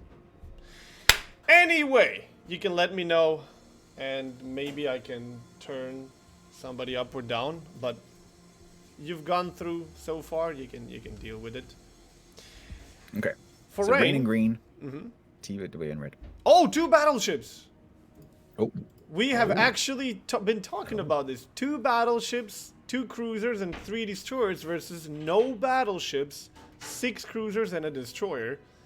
And only one of them is a Moskva. Ooh. Yeah, this could be interesting. Okay, so 2 sniping BBs, a tanky cruiser, and then super light. And TWA went for a more mediocre approach where everything is somewhat tanky, like Moskva, double Hindi, Des Moines, Venezia, and then although Des Moines is not very tanky when you have 2 Thunderers and Mino with 1 destroyer. Okay, I'm curious to see how this is gonna go. So the dangerous thing about taking 1 battleship against a lineup that's mostly cruisers is obviously that battleship's going to get focused, but when you take 2 battleships, obviously that divides that focus a little bit, so kind of interesting. Yeah, they have a Moskva and 2 Thunders that are going to be tanking this game. So. And Thunder are obviously very accurate, and so if you're going to... I reckon that's to punish anything that's parked, so like the Moskva... Who's in the Moskva? Moskva of... Willis. Anlay. Oh, you're talking about for example. Yeah. So yeah, TWA's Moskva. If Dastard gets far enough over, it's going to start to be able to punish Anlay for sitting there, potentially. This is the first time the TWA didn't show up with their trusted Kremlin, right? It is, yes. So they completely adjusted their playstyle for this map and Rain. Yep. Which is very interesting. So for Rain, we have a Kaba charging at sea, which probably isn't going to be able to do much because Moscow will be there to radar him, and a lot of backup. So this could be very dangerous. Followed by a Yu Yang, followed by Moskva and Thunder. So Moskva's gonna anchor, Thunder's gonna stay back. Yu Yang is there to make sure the Kaba doesn't get bullied by an enemy destroyer, so you know. And there's the radar. Okay. They're both radared. No resets immediately, but he is gonna be forced to leave. Remember, after the ship has been radared, there's still 6 seconds of delay before the rest of the team can see it. It's not much, but it gives you the option to at least prepare yourself. First volley from Dastard against Anlay just went over his head a little bit, so not doing too much. But I think Dastard will be trying to put a bit of pressure on Anlay there. Okay, Kaba went undetected, and he lost 3,500, 4,000 HP in total for that radar, so not too bad. Now they can go back and cap C. Although now Yu Yang, RNG Sama in his Yu Yang is gonna be ready with the radar, and yeah, he's gonna have soon the entire thing covered. What do we have on the other side? Not much. So the other side's kind of interesting because you've got 3 cruisers against a cruiser, a destroyer, and a battleship, which is the asymmetrical. So wait, are they detected? Kaba is detected. Okay. Now not detected. yeah, they're going to try and use Baz to cap. Oh, this is Yu Yang is like stationary, fully broadsiding in the cap. Yeah, but he knows. But he knows it's a Yu Yang, so Yeah, like, he's yeah, up yours. I just yeah, exactly, deliberately sit broadside. Oh, Was he's he dodging was anyway. he detected He didn't for need a to, but second? yeah, he actually had to leave. No, I think he was detected because that's some extremely accurate fire on the Yu Yang. Yep. They were probably radaring each other. Mm-hmm. Yeah, Baz is radaring right now. Going out of the cap again. Oh, Kaba is kind of... Uh-oh. This could be Yeah, very, very deadly for Kaba. SAP. Ooh. Yeah, but that's going to be Moskva shells. There goes the engine. I don't know why they keep forcing Kaba inside. To be Yeah, I honest. don't. It's kind of an interesting choice of ship. I mean, Sure, he can Having tank a having bit. a heal is pretty strong. Yeah, but why are you like they're achieving nothing with this? Meanwhile, RNG is just sitting there and yeah, look at that. Oof. Engine goes out again. No fires. Can they see him? Okay, he's stealth. Oh, they can see Bazinga. The radar from Moskva is here. There's the reset again. Now the rest of the team is opening up. The other half of the map, they're just all just sitting there doing nothing. Yeah, I'm not even looking at the other side. Yeah, yeah, it's just nothing. There's going nothing going to be happening there. Oh. Well, so far so good for Bazinga. Lost Yeah, maybe mate. 500 HP, maybe 1,000 in this. And he goes stealth. They hit him again, no effect. Venezia shells. Can this be the changer? Ah, another 1,000. No big deal. But this is how this fight is gonna look like. This is literally the Yep. how accurate your cruisers and battleships are, and how maneuverable and cunning your DDs are in dodging. And when one of the DDs goes down, whichever Yu Yang dies first, the other team basically wins the cap. And that's how, you know, usually this map goes, especially in clan battles. It's usually decided by the cruisers radaring and shooting the destroyers on this cap. Hold on a second.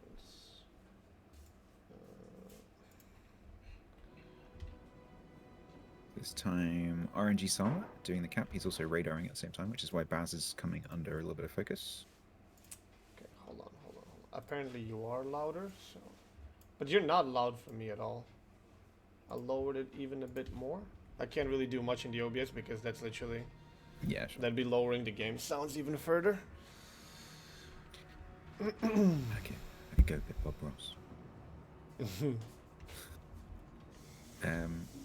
Okay. Oh, RNG Bazinga Sama- did actually lose a lot of HP while I was doing this. Yeah, he was raided by RNG Sama. Counter radar now has Sama spotted, so he's running away. Oh, by the way, notice the difference in total HP pool of Bazinga and RNG Sama. That 500 extra HP Yep. of Vetchkin, I take it.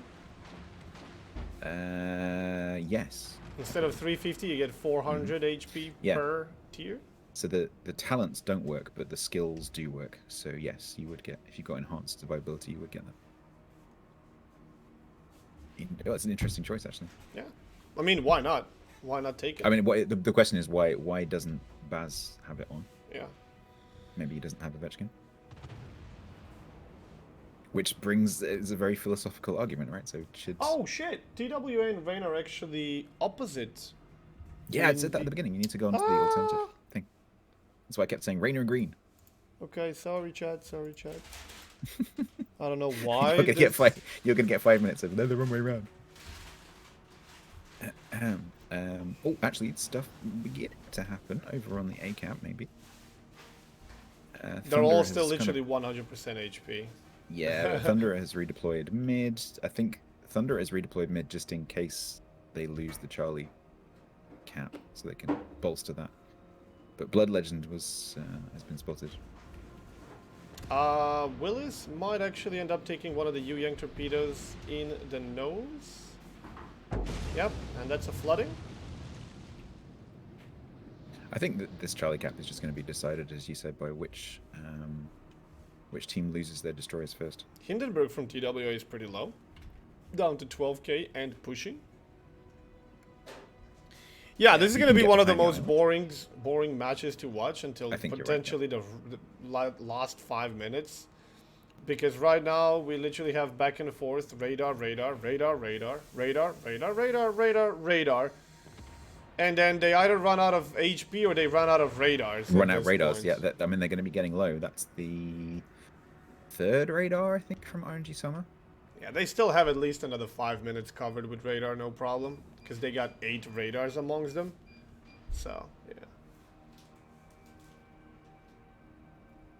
But yeah, this cap always ends up like this with just radar, counter radar. And it's the first team that loses a destroyer or the first team that screws up a timing. Thunder... Okay, never mind. Yeah, like why this map was a lot more interesting to watch in the previous games was because in all the Crash Zone alphas we had prior to this one, there was fights happening for A and B. Yeah. They were actually doing some pushing, counter pushing, and the action was happening there. And the C cap was something that was just belonging to one team, and that's it. Now they're actively fighting for C. I mean, I don't know who I would credit this to, because Hindenburg from TWA went very low, but Moscow isn't too much better. RNG Sama is half HP, which is more than this Sheep or Bazinga, but, you know, 2v1 again. And this actually, this does, because it's very RNG Sama opens up. I think they want to kill Bazinga completely. 1000 HP. Can they still see him? Nope. One more volley from Moscow. Looks good. In the air. Short. Okay. Now let's see if they can do anything in return to RNG Sama. That's a good shot. He's down to 7,000. They're also pushing Dastard across the top as well to put the Hindenburg under pressure, I think, yeah.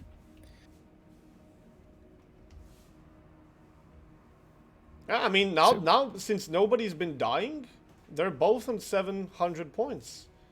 So this game, yeah. And also, Baz can't get spotted, so Baz now has to stay dark pretty much the entire rest of the game. So he's going to have to pretty much just let RNG Sama take this cap, which I think is why we're seeing Dastard and Sheep pushing. Yeah, they might force the trade, which is going to work in their favor here. Yep. With having Kaba and Moscow low on radars. Oh, RNG Sama is detected. Down to 5,500. How did he get detected there for a second? I'm not sure. Maybe Willis radar? I didn't catch that. Sure. There goes Willis radar. Yeah, but he can't see anything. No. Wait, is this seriously blind fire? It must be. It is, yeah, it is. Because they can't see him. I'm looking No. what Rain can see, and they do not see him. Yeah, they just know roughly where he is. Yeah. Okay. I mean, TWA. Well, actually, not TWA. It is. Is it TWA? No, Rain is green. Rain is green. TWA is. Yeah. Rain is winning by like 9 points because they kept faster. Yep. Is this seriously going to be one situation Yeah, maybe. where that plays Maybe. such a huge Yep. role? Maybe. It could be. So Artorias in the other Thunder is coming across to Charlie. I think Kaba is I think detected? Rain have decided, look, we just need to try and get the sea cap. Kaba not detected. Oh, both Yu Yangs are reversing towards each other again. Yeah, I'm Might thinking that Bazinga should just storm in outside Try of and the get cap the other and radar RNG Sama, Yeah. get counter radar and trade. And then they keep the advantage in their hands. Yeah.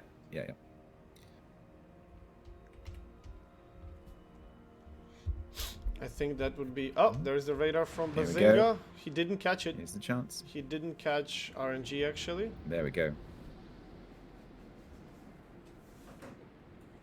So, yeah, RNG Summer baited that lovely. I'm surprised Bazinga is not reversing even further. I guess he doesn't want to risk. Well, they're going to be running dry on radars. I wasn't counting, but... Yeah, absolutely. I mean, I think that was radar 4 for Bazinga. They're either out or they so- have maybe one left. And Willis is on cooldown right now.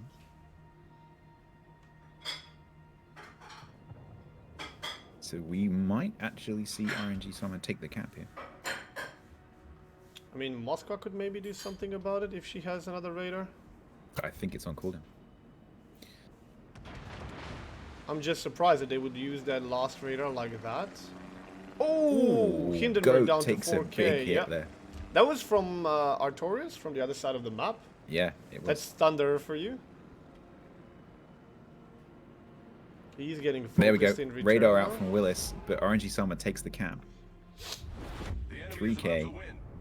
If they can Damage con. kill him, Bazinga can contest it really soon. There he goes. Yep. Okay. Now Well, they got that's enough gonna time get- to get into the cap and contest it. Yeah. So that's put a few until Yang gets in. That's going to put a few points on the board, but Not enough. but Rain are a little bit ahead. Oh, Kaba is detected down to 6,000 from Rain. Is he detected? No. One more volley coming from the Moskva. Down to 4.3k. He pretty much has to turn around and run. Bazinga gets into that C. Moskva's gonna have to charge. Oh, Thunder is gonna go down. Thunder is completely overly exposed in the middle. There's no way. They let him get away from here, right? Popping a heal running. Battle ends in Heals 5 ended. minutes. That's all he's got to work with. 10k. Minotaur not doing a great deal. Yeah, I don't think this But guy's gonna get shots away. coming in from Hindi. Is he duck? Nope. No, he's still detected. I think they might get him. Which might... Oh, Moskva gets hit really, really big. IKEA 20, is 20 really seconds low. left for a points win for Rain. 18. But with Artorias going down here, 3 shots! gonna This is gonna reset. be enough! Leitum goes down. And that puts Rain back into the lead. 15 seconds. What can they really do? TWA needs to do something, but I don't think. I don't there's think they have can anything to do, actually yeah. do. Kaba is undetected. Bazinga's running away. Thunder and Moskva. Yeah, this is it. This is it. 3 ticks. They 2 lost that ticks. Thunder in the middle, but they killed Moskva and Yu Yang in return and you go. secured the cab. Alright, well played to Rain. That was an extremely boring match to watch. It was a little bit. I'm not 3 gonna lie. people died, from which 2 in the last minute. But hey, win is a win. Okay, Rain take number 1. Yep. The next map is supposed to be Tears Tears. of the Desert. Okay, we haven't seen that map today yet, No. so something refreshing. And then the North, which we have seen a couple of times, and then Warrior's Path, which I think we've seen only once. And then Land of Fire we haven't if it comes to that. We don't need to do any swapping now, right? Second map is the same as first. TWA is going to be on the north spawn, I think. I mean, you said that the first and the second, the fourth and the fifth are the same. It's just the third that was different. And now first was different? Yeah, so they're going to swap ends. So TWA is going to be on green and Rain will be on red. Okay. So TWA and Rain, 0 and 1. And so like this. Rain is winning 1-0. They took the map number 1. Yes. Okay. I don't think there's going to be a lot of downtime in between two games here. Nope. So we should be getting the second game on the way relatively soon.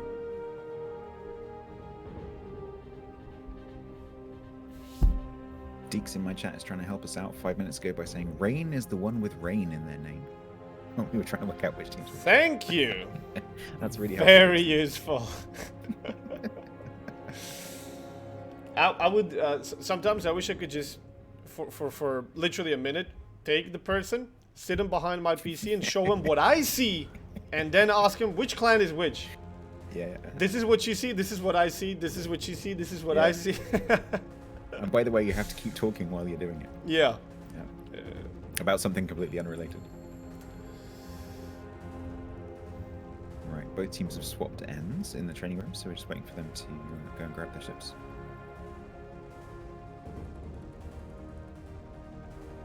Very different map, so we're probably going to see a quite different lineup. Yeah. Curious. I'm currently looking at only 6 players in the Rain setup. Yeah, that might Okay, be because 5. they're going out to reconfigure ships. Yeah, maybe. An annoying feature of the training room is that, if you're not aware, is that Annoying feature is the training room. well, it's true, but one of the things that really is really frustrating when you're doing like just training room fun events, or if you're organizing a tournament, is that players can't reconfigure their ships in any way inside the training room, so they have to leave, go back to the port, and then rejoin, which is a bit of a pain in the backside. It would be nice if you could leave the training room to run in the background. Just being able to, even not being able to reconfigure, but just being able to see your ship set up. So just being able to see, okay, does this captain have 19 points? Is this captain trained? Which signals do I have? Which camos do I have? That would just be useful, because I've gone into training room things before with a captain that's like 19/19 because I didn't realize it wasn't trained. Oh yeah, you remember when we had Petropavlovsk before it actually hit the live server? So Wargaming took it away from us. Oh, and gave it back, yeah. And then gave it back. Yeah. And then I entered the next match with no camo, 0 point on my captain, no consumables set, so I have Defe instead of Hydro and stuff like that. No modules, no signals, no camos, no nothing. I was spotted from Mars. That didn't feel good. I think I did the same thing.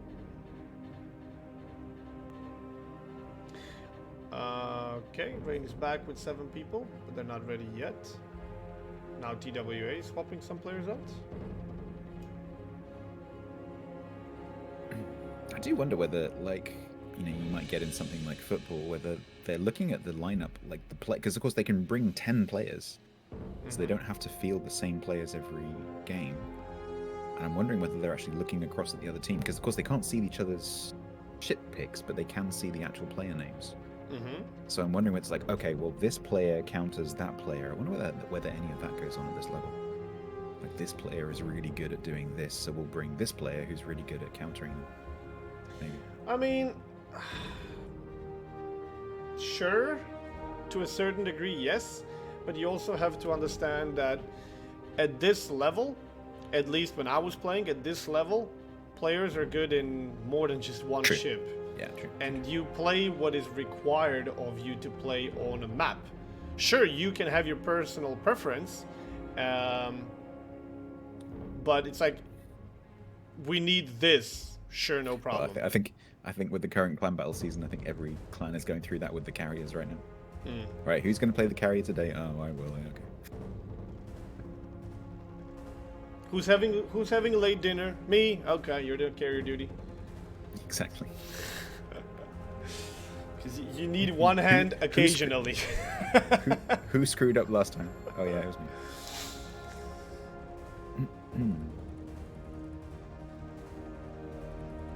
Okay. Typical rain game, boring and unexciting. I mean, if it works, it works. You don't compete to make it exciting, you compete to win. If the game happens to be exciting, that's just a bonus. But as a player, you compete to win, number one. If there's some crazy ass moments and you get away with it or it works in your favor, that just goes as a cream on top. But if you would try to have a mindset of we need to make an exciting game as a competitive team, you'd probably lose a lot. Because you would run into a very tested, sturdy, slow, and paced thing that works, and you'd just be going like a loose chicken. And also, the thing that quite often loses these matches is overextending. Yeah, It's the one team mistake it's is not all the it team. takes. It's both teams have won until one of them loses, basically, and it's the team that makes the mistake that loses, usually, not the team that does something cool that wins. So, yeah, the play tends to be reasonably cautious, understandably. There's been a lot of in and out of like, okay, no, we're gonna change this ship, or change this player, because we're seeing like 7 players, 6 players, 5 players, 7 players, 6 players, 5 players. Playing CVs.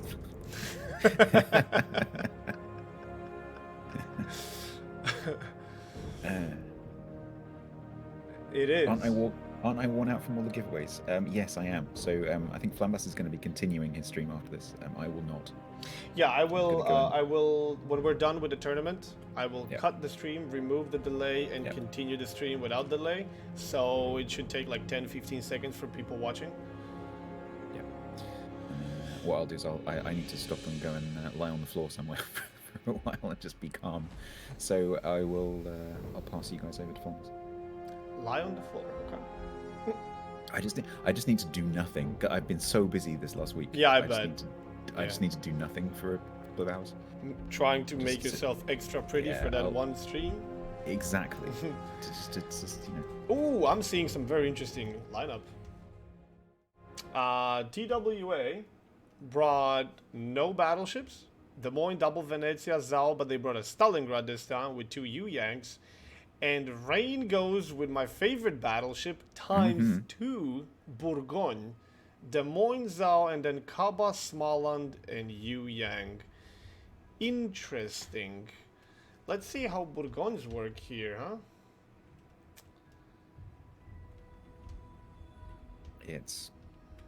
It's got the speed. It's It's got the reload. the lowest HP pull, the lowest caliber, and not a great armor. But it's really fast. General It can quarters. dish out a lot of pain really fast as well because of the reload booster. Its concealment is pretty decent. Its mobility is good. It's cheap. 22, was it 20? Yeah, I think 22 it's points, something the like cheapest tier 10 Yeah. that they valued here. But that ship has really strong HE and AP if you know how to use it. So I'm curious to see what they're gonna do. And they didn't bring just one; they brought 2. So they know what they want. The other thing that Bourgogne does, of course, is punish mistakes really well. So, I think that's good. Well, are they sending both of them to one side? They are. Yeah, Ooh, they have a plan. This could be, yeah, this could be quite tasty.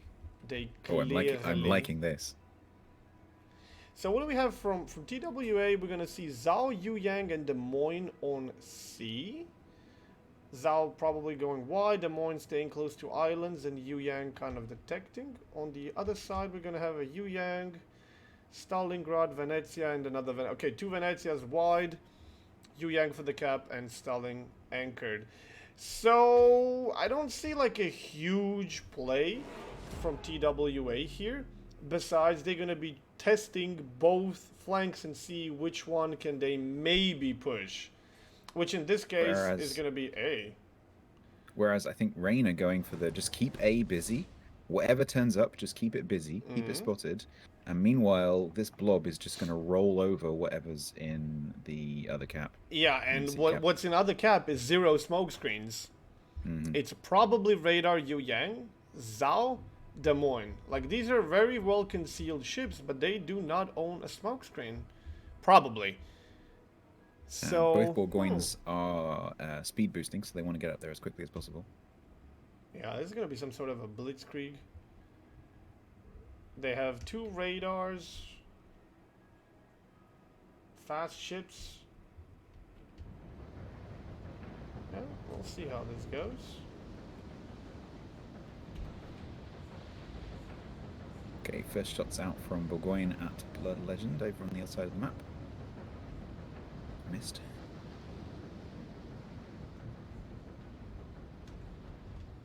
One of the dangers here, I think, if you're an inexperienced team, is that there's a temptation where these Bourgoignes are right now is a really good place to sit and farm the other side of the map, but they can't stop. If they're going to do this push tactic, they need to just keep going, which is exactly what they're doing. Okay, these torpedoes are not going to do... Well, they shouldn't do much. I think they were... Oh, okay. Yeah. Yeah, Venezia's gonna be fine. Okay, RNG Summer radars. Questionable. Venezia takes a torpedo on the nose. I thought these torpedoes were detected by Yu Yang. Okay, that was a bit unnecessary. Well, but I mean, obviously they were not detected. Yeah, their detection radius is very small. I was expecting that Yu Yang actually spotted at least the right, two most right torpedoes, or one, so Venezia knows. The blob has arrived. Surprise has commenced. The cockroaches are scrambling. And Zhao is now... Ooh, Torps. Torps on Smarland, maybe. And Khabarovsk, potentially. Oh my god. Oh, this could be disastrous. Oh my god. Oh, Kaba takes one. Well, that's good. That's good for TWA. Because, I mean, this is a lot of push power. And, big... Oh, Kaba is super low. Yeah. He might actually go down here. It's possible. Is he still Heel detected? is running. Yeah, he is detected. Yep. I'm guessing it's 9.7, full gunboat build. Dude, this torpedo from Goat is meme-worthy. He's still detected. Yeah, he can't. They were supposed to roll over this flank. And what I'm seeing is a big backfire. Holy shit, okay. So even if they lose a ship now, this is already good for them. Because they can roll over the other side, and they already kind of traded here.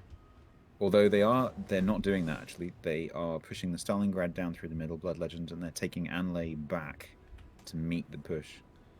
Well, Venezia's... Oh, one Venezia is pushing, the other one is going back. Okay. Interesting. I mean, that makes sense. They're going to try and hold on to A. But they do kind of need to shut this push down completely. I mean, Rain have stopped. Yeah, but I mean, if Go didn't land that lucky torpedo on the... Yeah. Then you would lose Zhao here, and you wouldn't win anything in return on the other side. They kind of need to pull a kill on the other side to make that side be worth it. There goes Go. Yeah. Because trying to just hold C might not be enough. Sure, like I said, they bring the Kaba down, so it's already a trade, and it's already kind of worth it. So, wait. What we're about to see start happening here is the Blood Legend, who's moved into the middle, is going to start getting cross shots onto, say, Lulu. And the other two, if they start pushing forward. Woot needs to be really careful here. Dastard is about to eat a torpedo. Maybe two. Oh boy. Oh boy. The TWA's group that's on C, instead of getting caught with their pants down and simply just dying without anything, they're making Rain pay for this greatly, dude. Yep. Look at the Bourgon's HP. The other one got torpedoed. This one is down to 20k. Smalland loses a bit of HP. Kaba is dead. And this was a 5v3 push. So Rain, I mean Summer is TWA really made them pay dearly for this, which is why if they can, oh, Venezia, it's another torpedo. If they TWA definitely needed to make something happen on A-B side to secure this victory. Otherwise, this victory, this what should have been a victory, is going to turn into a defeat on the other side. Because you lost 2 ships for 1. When in reality, you should have lost 2 ships for 0. Sorry, I lost my connection there for a second. I am back. Mm-hmm. So RNG Summer pushing in between everything, really. Yeah, and, this is highly risky position right now from him. Oh, he beached. Ooh, those rocks there. Who put those rocks? Not, sir! Get the hell out! Yeah, I mean, if you take a look at these rocks, that's literally what got him screwed here. Yep. If it wasn't for these rocks, he would have made it no problem. Yeah. Well, that costed him about half HP. But, oh, Bazinga got smacked really hard. Right, so what the hell is even going on right now? Well, points are reasonably even. It's 1 cap each ticking. The longer the time... Oh, Kinimod But, finally went down. This was not a good game for him. He ate like a couple of torpedoes and then focused.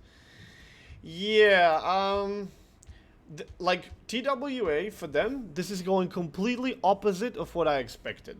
The side that should have get run over actually traded really well, giving the odds. And the other side, which should have rolled over, failed.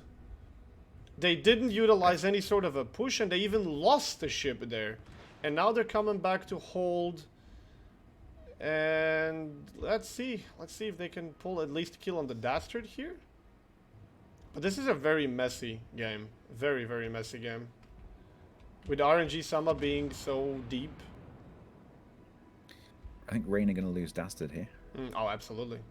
Yep. Sorcerer's running away. Mm-hmm. Dastard goes down. That brings it within 10 points. Mm-hmm. And Rain is holding 2 caps right now. Yeah, so it's 350 for... Oh, Rain's about to lose the ship.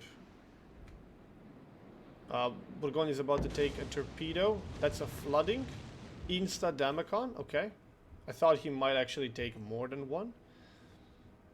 But that leaves this second Bourgogne on super low HP as well. And Yu Yang, is RNG Sama? No. I thought he was going to rush the Des Moines. Yeah. There. If Des Moines didn't have legendary module, that could be doable. Yeah, Oof! yeah. Oof! Yeah, Oof! Sama not... I was surprised how long he stayed on this position, to be honest, and not get punished for it. I'm guessing that was Hydro. I'm guessing this is still Hydro. I mean, it's... Another I'm volley not even from Lulu. entirely sure why he's still in it, to be honest. It looked like that's what he wants to do, but then he changed his mind because, legendary module, he's just gonna get away. There's the radar.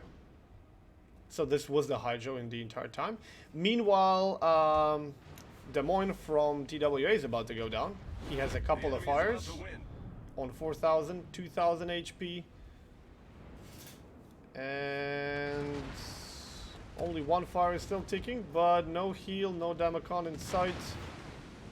He goes down. So what do we have right now? 4 ships dead from TWA, only 2 ships dead from Rain. But they could easily snatch 2 more. Venezia against Des Moines. And Stalingrad against Yu Yang, maybe? A lot more exciting match, I would say. A lot more risky These- and messy. These Torp's going to reach Willis. That one on the end might catch him. Yes, it will. Yep. Down to 10,000 HP. Yeah, Stalingrad is going to need to make some sort of a miracle versus... Well, not a miracle, but he's going to need to make a push and win against Bazinga and Willis. And considering he has a lot of HP, good guns, and the radar, it's possible. RNG Sama can't really do much for the rest of this game. I'm surprised he's still alive. And Leitung is forced to push in a pretty ungrateful position. He's not detected anymore. But he needs to find a way to dig Des Moines from Rain out of that position. They did manage to secure the caps. So they will actually win 10-13 seconds before Rain. The difficulty with Venezia in this position is that your smoke firing radius is pretty large. And so with a destroyer that close to you, or even a cruiser, you can't really fire when you're in your smoke if you don't want to be shot at. So Push is happening on the other side. Blood Legend is radaring Yu Yang. He took 1,000 HP of him. That's not going to be nearly enough. And he might actually take a torpedo here. Let's see if this Wooly does any better. No, missed. Takes a torp. I'm actually not sure that I saw a flooding effect for a millisecond. Still has to be careful about Zao torpedoes. Leitung is dry. He has no HP left. Unless those torpedoes take Des Moines down, which they won't. I think this is pretty much it for him. And then Smolan can just push RNG Sama and kill him. Yeah, Sama is also caught in radar. They could both go down here. And that's game. That's game. Rain has one cap and far too many points. Can Leitung maybe take down Strozovoy, buy himself a bit more time? Nope. No. That's it.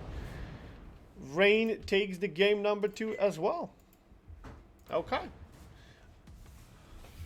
I mean, I'm a bit shocked how things went for TWA. Like, they ran 3 ships into 5. They got surprised. And they immediately took one down.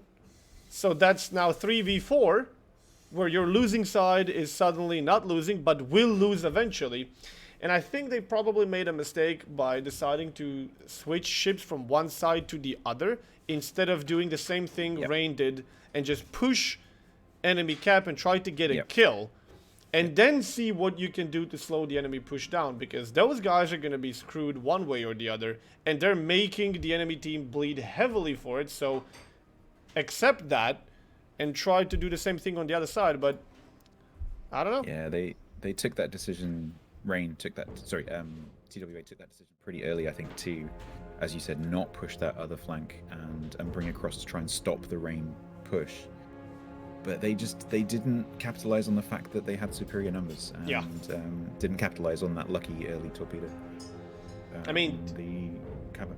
Yeah, they should have really pushed and tried to get a kill on the other side and endanger Rain's home base with a potential at least one kill.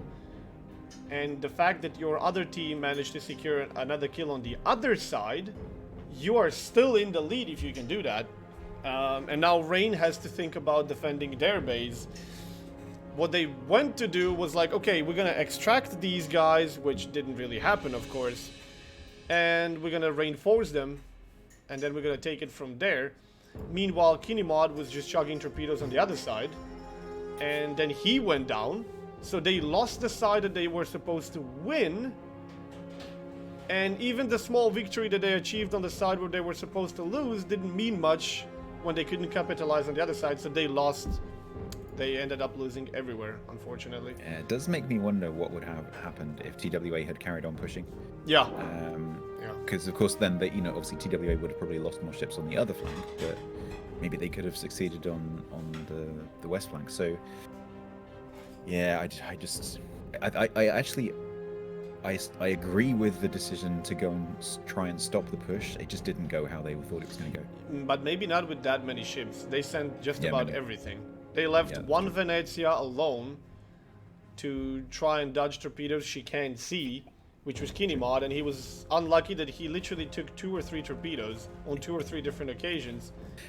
And then the fire and everything, and that was it. Like, what is one Okay, Venezia Kinimod. gonna do?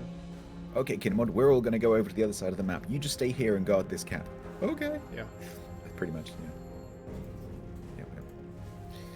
Okay, so we're going to be moving in now to north, which we've seen before. On this, I think rain are going to be the south cap. So yeah, the colours are correct. So green is TWA on the north, and rain red on the south of the cap. The map. Well, they are, TWA is readying up. We are... This is best of 5, of course, so this is championship point. Could be the winning game, the last game we see. If Rain can win 3-0, then that's it. If they don't win, then we move into another game. If TWA can pull it back, we'll see a 2-2 final. And then in the extremely unlikely event that that goes to a tie somehow, then we will see a What do you mean 1-on-1 2-2? It's 2-0 right now. medieval. Yes. So If they can pull it back TWA to- wins, it's 2-1. Then they need to win no, again. So what I'm saying is, if they can pull it back to 2-2, Ah. it'll go to a 2-2 final shootout. And if that goes to a draw, Oh, then there's a champion 1v1 on Ocean. no, actually it chance isn't. that- Say again? It isn't. If they go 2-2 and then a draw, they play another game. It's best of 7 where they're both 3-3. They both get granted 1 okay. point. And then if that that goes goes to a to a draw, then Wow. they both send their champions. Yeah, And that's so not that's gonna like happen. extremely unlikely to happen. Yeah. We did see, like if you watch the trailers and stuff and the videos, there's a showcase of the previous game from the previous tournament where 2 teams actually ended up on 999 points both. So it was a draw. But that was 1 draw. Imagine that happening twice in a row. Yeah. Highly, highly unlikely. Not gonna happen. But it would be something to see, yeah.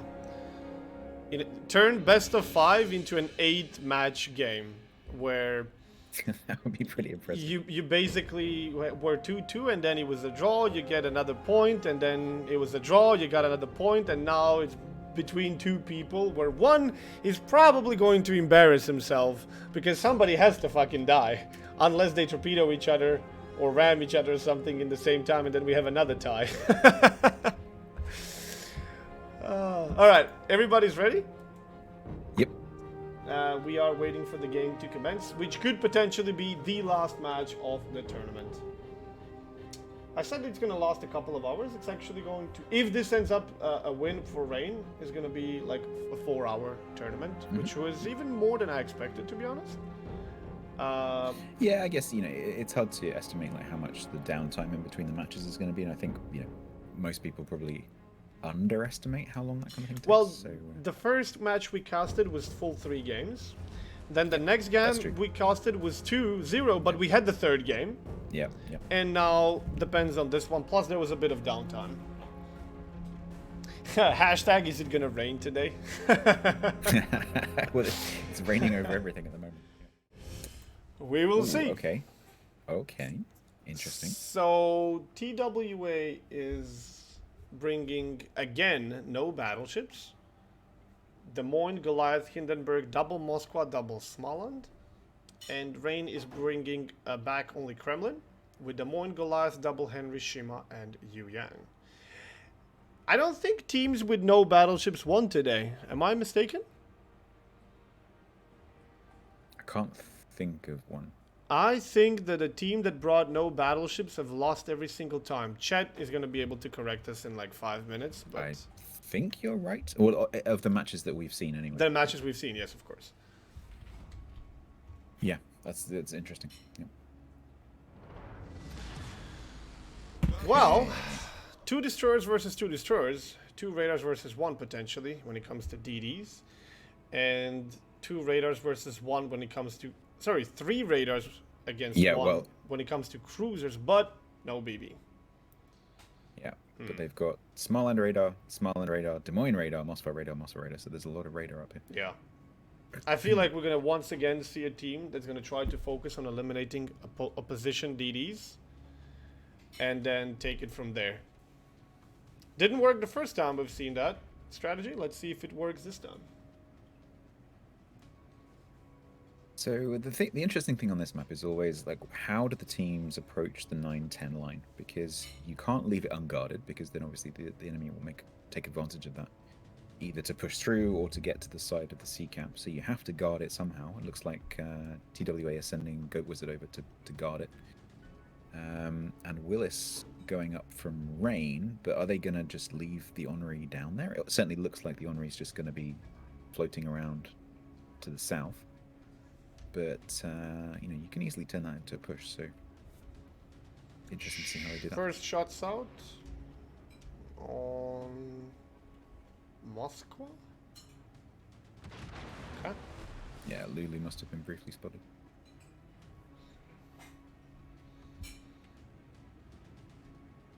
Okay, so they're going to have... So Smarland can radar the Shima, but obviously Lulu can counter radar the Smarland. Mm-hmm. Lulu is just on the edge. Just outside. I mean, these maps are designed so that the radars do just about cover the caps. There goes early radar from Brandis. I think it might have been a bit of a waste of a radar, maybe, because that's going to allow. The thing is, this sheep doesn't know that radar has been popped, I don't think. Rain has actually split their Henrys on one on each side. Plus one DD on each side. And then one cruiser on each side in inner location. And then a battleship in the middle. Okay. Lulu radars. Mm-hmm. Trying to get the reset on Brandis. Oh, Shima shoots. Out.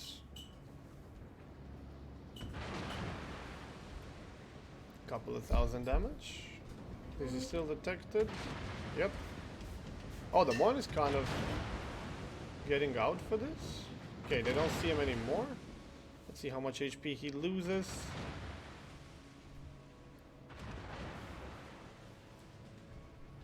Okay, so that was like 4,000-ish for one radar.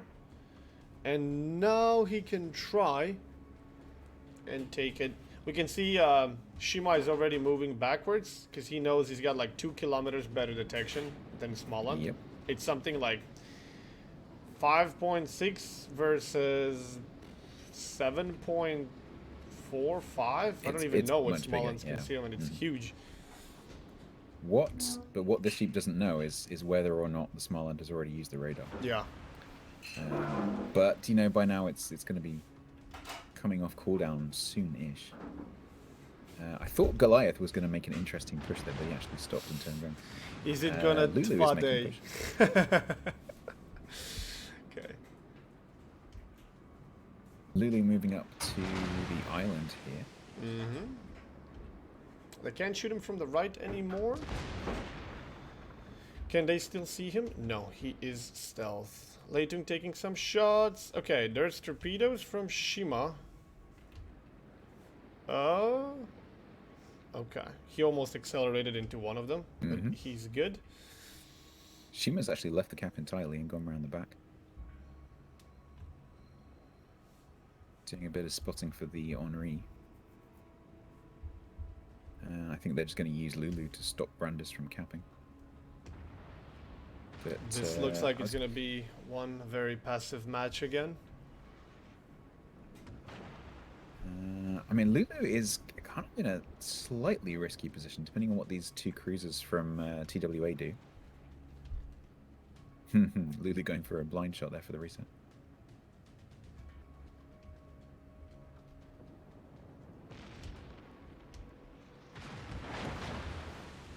Bit to the left. Lulu, He's bit to gonna the left. spot Smalland very soon. Yeah, just straight up spot it. Yeah.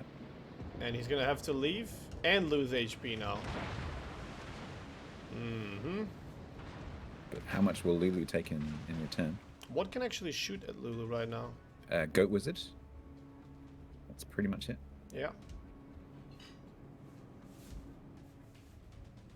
Henry can't do anything against Blood Legend, even though he's showing side.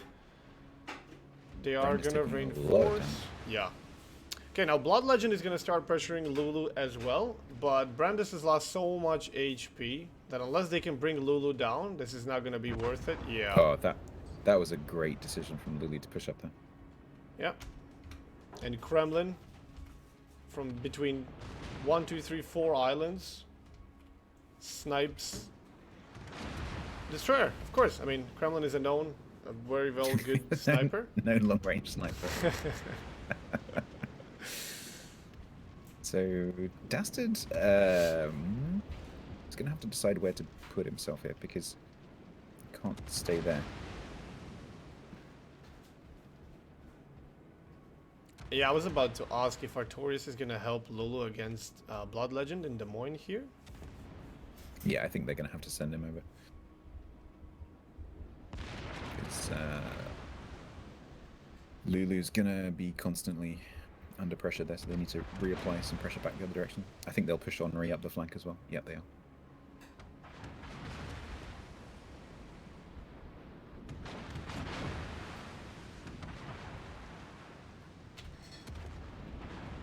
So Lulu trying to melt into the rock here, but not able to do so. It's a volcanic Des Moines. Yes. I mean, I expected Lulu to kind of be in trouble here and die. Definitely before Blood Legend, if I expected Blood Legend to go down at all, but right now they're trading much more favorable. Pretty even. And Also- Moscow's taking some shots in Yep. the rear. Something just whack Goat Wizard at the back. Kremlin is gonna surprise Blood Legend right now and be like, hello, are you ready? Take No, a he's shot taking of shots at Goat vodka and kiss your ass goodbye. He has shots on Moscow, he doesn't need to rush shots on Blood Legend. And there's Henry that can get in position to punish Blood Legend when he creeps back. So Blood I Legend wonder is whether- living on borrowed time. I think Anley is being told to ram. Sorry, what? Oh, Anley is being told to ram. could be. Just get it out of there. because Yeah, we he's cannot shooting We cannot Goliath. have Blood Legend. Yeah, we can't have Blood Legend being pressured like this, so you need to just get rid of the Gremlin. Don't beach. Don't beach. Beach. Don't beach your rear. Oh, lordy lord. Dastard saw it coming. He can't lower the guns enough, right? No, both on superstructure at the moment. This is a weird ass fucking moment, Here right? comes Smarland. Surprise RNG Sama. Oh my lord, what are we I think- watching? RNG Sama. I hope he doesn't torpedo Lating right now. Well, this is a turn of events. So Kremlin goes down. Dastard. Moscow will go down. Moscow will go down. Can she shoot one more a fire. time? Shima or someone? No. Okay, Lulu Lulu. might actually okay. go down as well. Oop. Now. Yeah, maybe. Did 18. this actually work? Did they just shot themselves in the knee here by this Kremlin push? Maybe. Because, I mean, they lost the Kremlin. Sure, it's a trade, but now they're going to lose Des Moines as well. Yeah. So it's 2 for 1, and suddenly it's tied in ships, and Smalland can take the cap. They got no radar. They might have just threw the game with that Kremlin push. Maybe. Yeah, maybe. I mean, if you're going to park nose to nose with a cruiser, you've got to realize that ramming you is a possibility. And I know it didn't work, but... What I expected is Kremlin pushes out completely and shoots and kills Des Moines. And then you don't even care if, if the absolutely. Moscow That's what I rams thought they were you. going to... I thought he was just going to charge through, Yeah. sacrifice himself, and kill at least one cruiser doing it. No, I didn't expect him to sacrifice himself. I just expected him to push few more 100 meters out, kill Des Moines, and then take it from there. But he What only I was shot expecting Moskva. was Uh-huh. push out, take a shot at Goat Legend, second volley at Goat Wizard, and then ram Manly. Well, this is suddenly a twist. So now TWA has 2 dead, Rain has 2 dead, but TWA is in control of 2 caps. Even though they're still down on points, they will win in 3.5 minutes, which is 2 minutes faster than Rain will. And the HP difference is not too different, it's only 30k. Not to mention that now Rain has lost their battleships, so all the advantages they had are pretty much gone. So this is now very equal footing, I would say, and can go either way. Strojvoy making a move to try and pressure A, keeping Kinemod spotted here. Those torps are going to be a bust. Yoshi also coming over to support The enemy is Kinemod. about to win. Shima also being sent up to help with the area denial with the torpedoes. Shima torps. What can they really No. do here? I mean, they got 2 destroyers who, if they can't connect torpedoes, they can't do squad against Hindi and Goliath. They just can't. And Henry doesn't have a lot of HP, so... And Smalland is now coming as well. This could be a comeback from TWA. Yeah, it could be. Because Evasion isn't going to be able to sustain the fight against Goliath or the Hindi, I think. He doesn't have the HP for that. And Blood Legend is potentially coming across as well. They need a Sheep and Strozavoy to land some torpedoes. If they can take one of the cruisers down with torps, then they can combine even the gunfire power with Evasion Henry to maybe from 3 different directions try to gun down one of the cruisers and maybe make a trade or something. But they need to make something happen really soon, because And the problem is they've already used their torps, and the reload on Yu Yang and Shima is not that quick. So those 2 are basically just spotting for the next minute or so. This ship might actually be making a move on the Hindenburg. Does Hindenburg have a hydro? Yes, this ship is Yes, it does. detected in front of Goliath HE. Oh, that was actually a bad volley. I think Sheep should have known that because Yoshi turned to avoid his. I don't think they have a volley torps. choice. No, they don't. I think this is a desperate move. Yeah. Where we need to make something happen. Just go. We lose in a minute 30 if you don't do something, and you're gonna need a minute anyway. And now Smalland is just gonna prevent Smalland's right this. there. Yeah. TWA has actually managed to make a comeback by using Rain's push against them. Shima isn't even going to be able to launch torpedoes. Yeah. Oh, wow. Well, that's 24 seconds on the shot clock for Bound CV here. Yeah, there's nothing Rain can do right now. I don't see any plays that they can pull to get a kill, let alone a win. They may get Kinemod, but it's going to be tricky. 6, 4. Oh, he's healing. 2. He's healing. They're not gonna kill him. One more tick. A few more seconds. And Yeah, TWA takes. TWA takes it. All right. So we're moving to game number 4. All right, Awesome. cool, nice. Lucky. Dude, that Kremlin push, what should have sealed the deal for Rain, Yeah. just backfired so hard, so hard. When he stopped, I was thinking, don't stop. You need to. You really need to pressure that Des Moines. Otherwise, like the whole point of you moving there was to put pressure on that Des Moines. And you stopped. Okay, you're shooting Goat Wizard, but you're a Kremlin, and it's at the end of your range. Yeah, like he stopped so close to being able to blap, I think Yeah. Blood Legends Des Moines or something, and that's it. That's all he needed to do. Just kill Des Moines, and that unlocks a whole other things that you can do. Leitung says, I'm hungry, short break please. Well, I'm hungry as well, but who's gonna cost then? You already ate, right, Stats? I've been eating the whole way through. Yeah. Okay, I will let you entertain the chat for a few minutes then. I'm gonna go grab a bite as well. Right then. So we have seen. Let me just recap the how we got here. What was the journey we went on? So we saw TWA play Cheeky Bricky. All right, we didn't see, but TWA played Cheeky Bricky, went through 2-0 against Cheeky Bricky.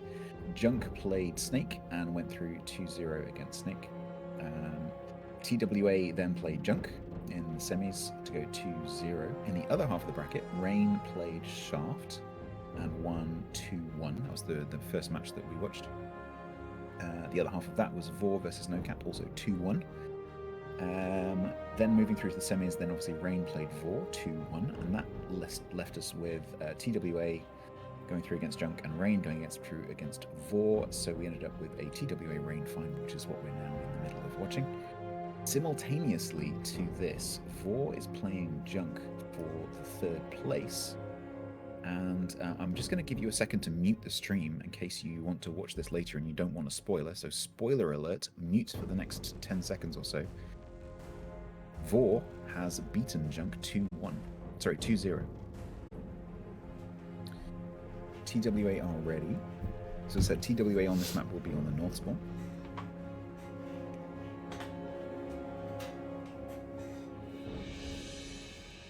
This map would have been Rain's pick.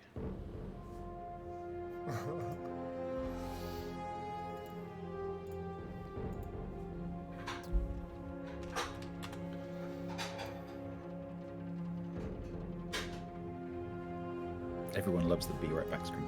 Have you used it? Oh, I haven't used it yet, actually. Yet. I was just showing them the videos again. You might want to just flick it up quickly just to show people because the drawing is fantastic. Yes, it's the best. It's by far the best thing. So let me show you. But my even more favorite is technical difficulties. Yeah, that is pretty cool. All right, the game is starting. Oh Okay. boy, no BB okay. versus 2 BBs. Here we go again. That was the first time actually that we've seen a game where Battleship lost the game, and not only a Battleship team lost the game, it was actually the Battleship that lost the game. Yeah.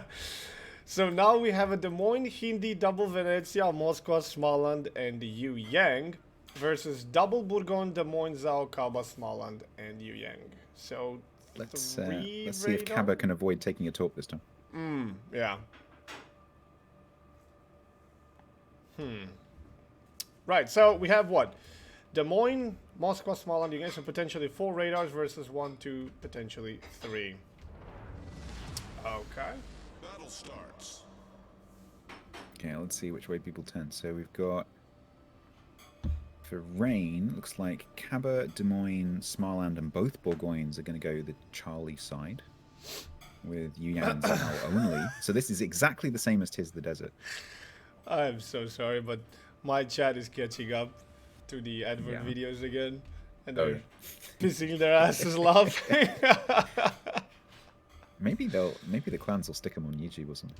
I think there are. I think there is a link to Yeah. watch them on the YouTube as well. I'm sure Reddit will get a hold of those. Yeah. Okay, so yeah, we're seeing the same split from Rain pretty much that we saw from them on Tis the Desert. So they're going to go light on one cap and then kite away, and then the heavy push is going to go through CB.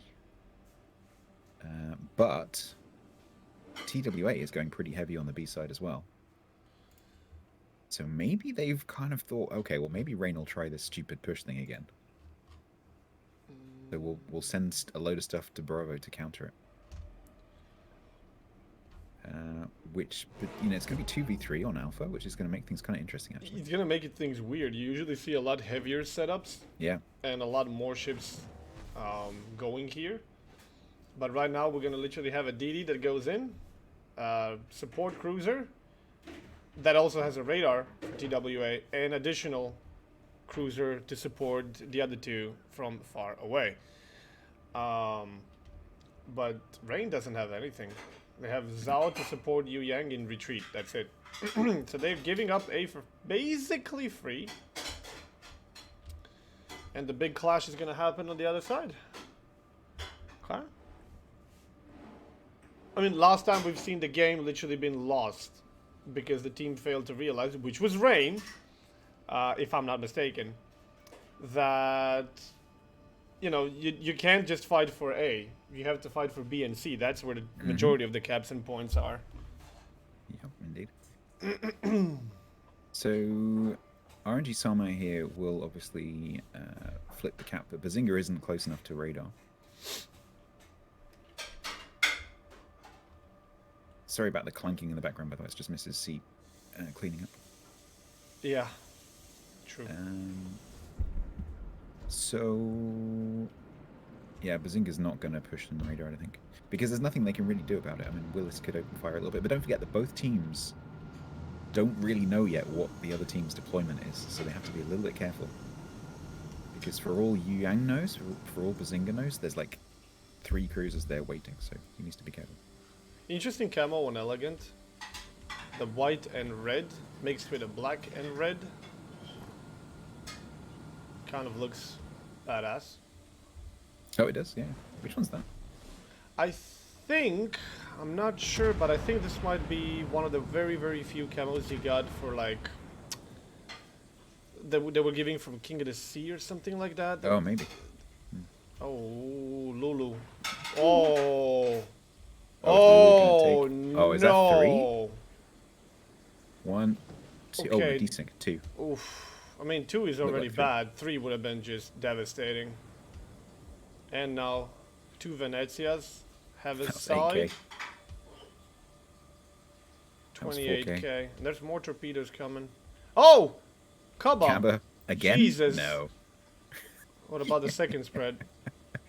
Oh my god. Oh. Oh my god.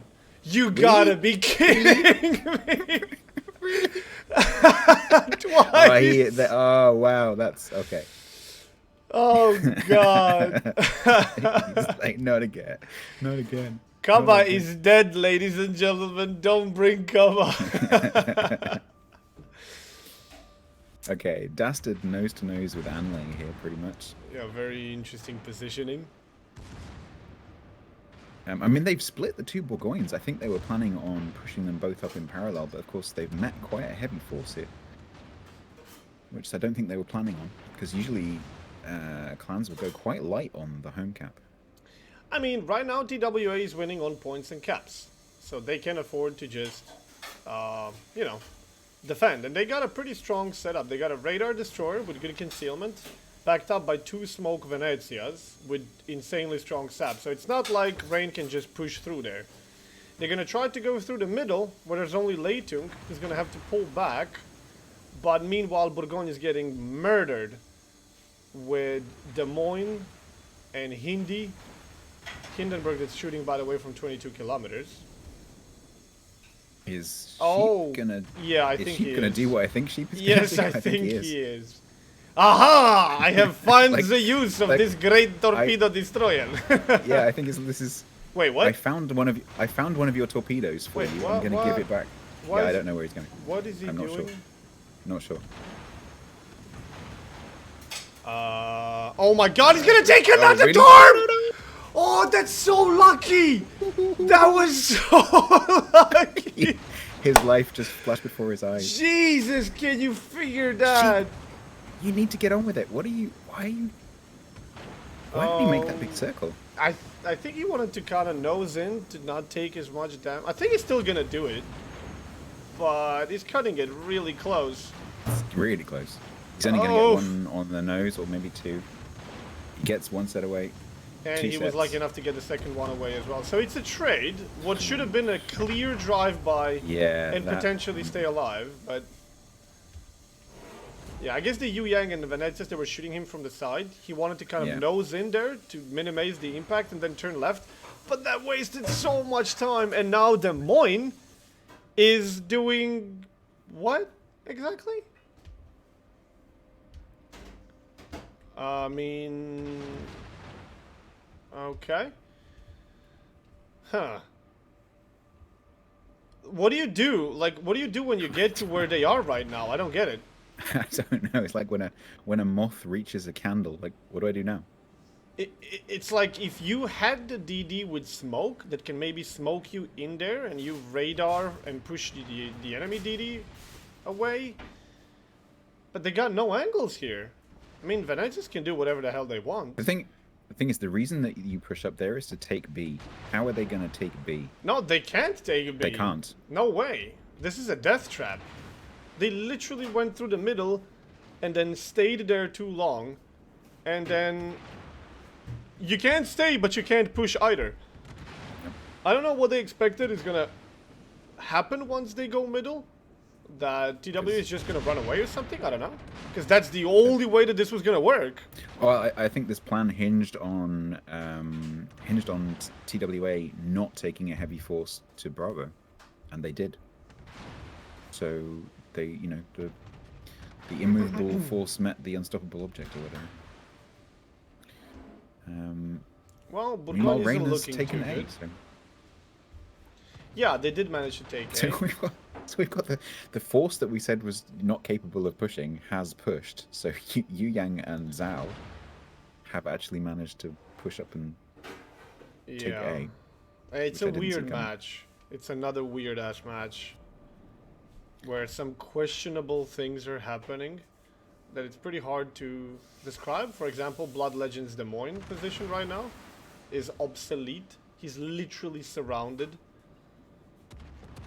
And RNG Sama is going to try to do something about it, but the only thing he's going to do is get himself killed as well. Once he runs into the Yu Yang. Hindenburg. I mean, I have a feeling that Hindenburg could have been a bit more aggressive on this side to keep Zhao away with the help of Smaland. Smaland is engaging Yu Yang. Yu Yang is fighting back. This shouldn't go well for Smaland, but we'll see. So once again, we've seen TWA like abandon a cap basically to stop a push on the other side of the map. That seems to be their response to a heavy push.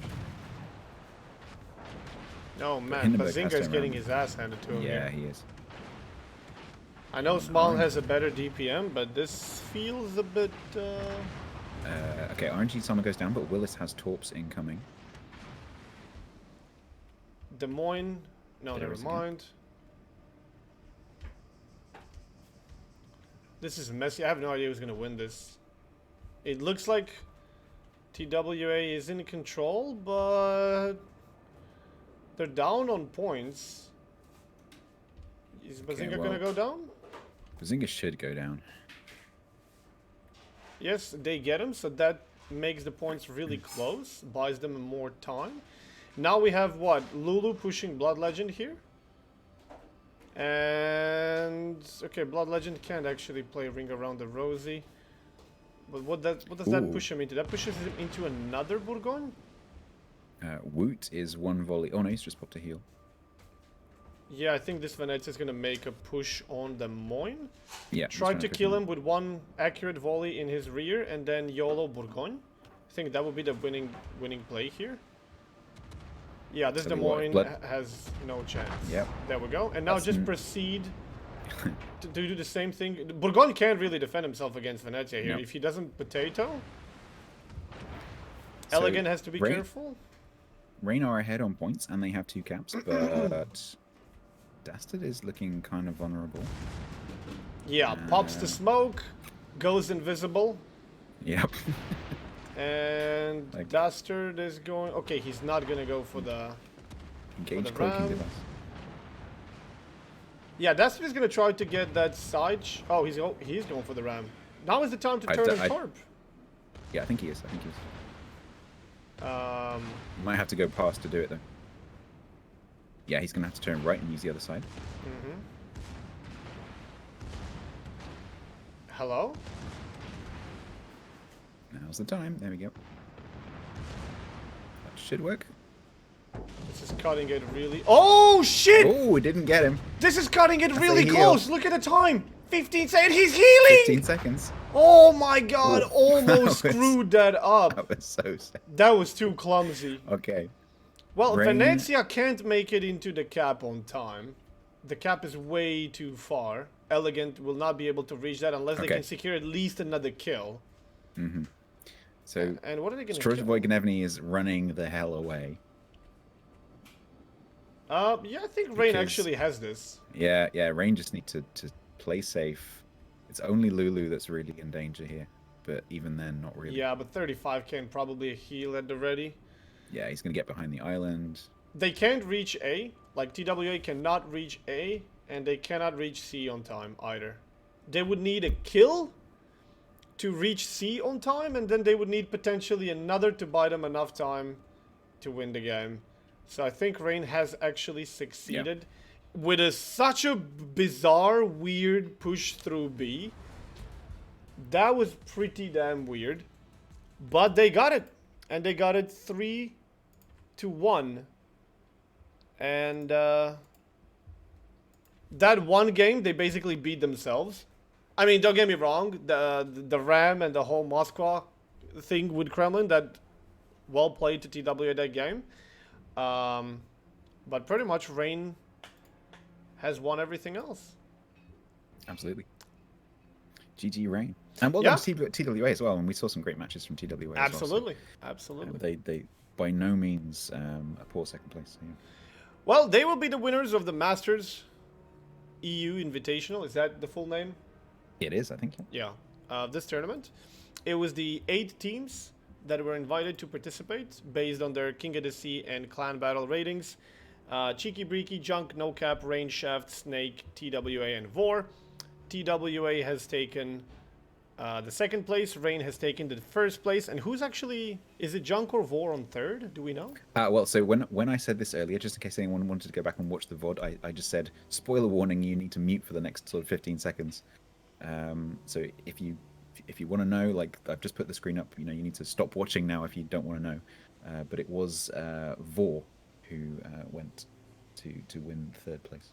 Oh, so it's Rain, TWA, Vor, Junk. Yeah, exactly. Okay, cool. So Vor won straight sets, 2-0. Cool. Well, that's going to be it for the tournament for today. And So what do you think of what do you think of the? I think this is great. I think this is me great. too. And what I also like about this is the entire tournament lasted 4 hours. Yeah, it's perfect. It's great. It's one mini stream, and then you decide: do you want to continue streaming or do you just want to cut it short? And that's it. You don't have like 2 days of 8 to 10 hours of torture to go through. We had some exciting games. We had some boring games, but competitive. Yeah, it's all about the win, and that's what matters.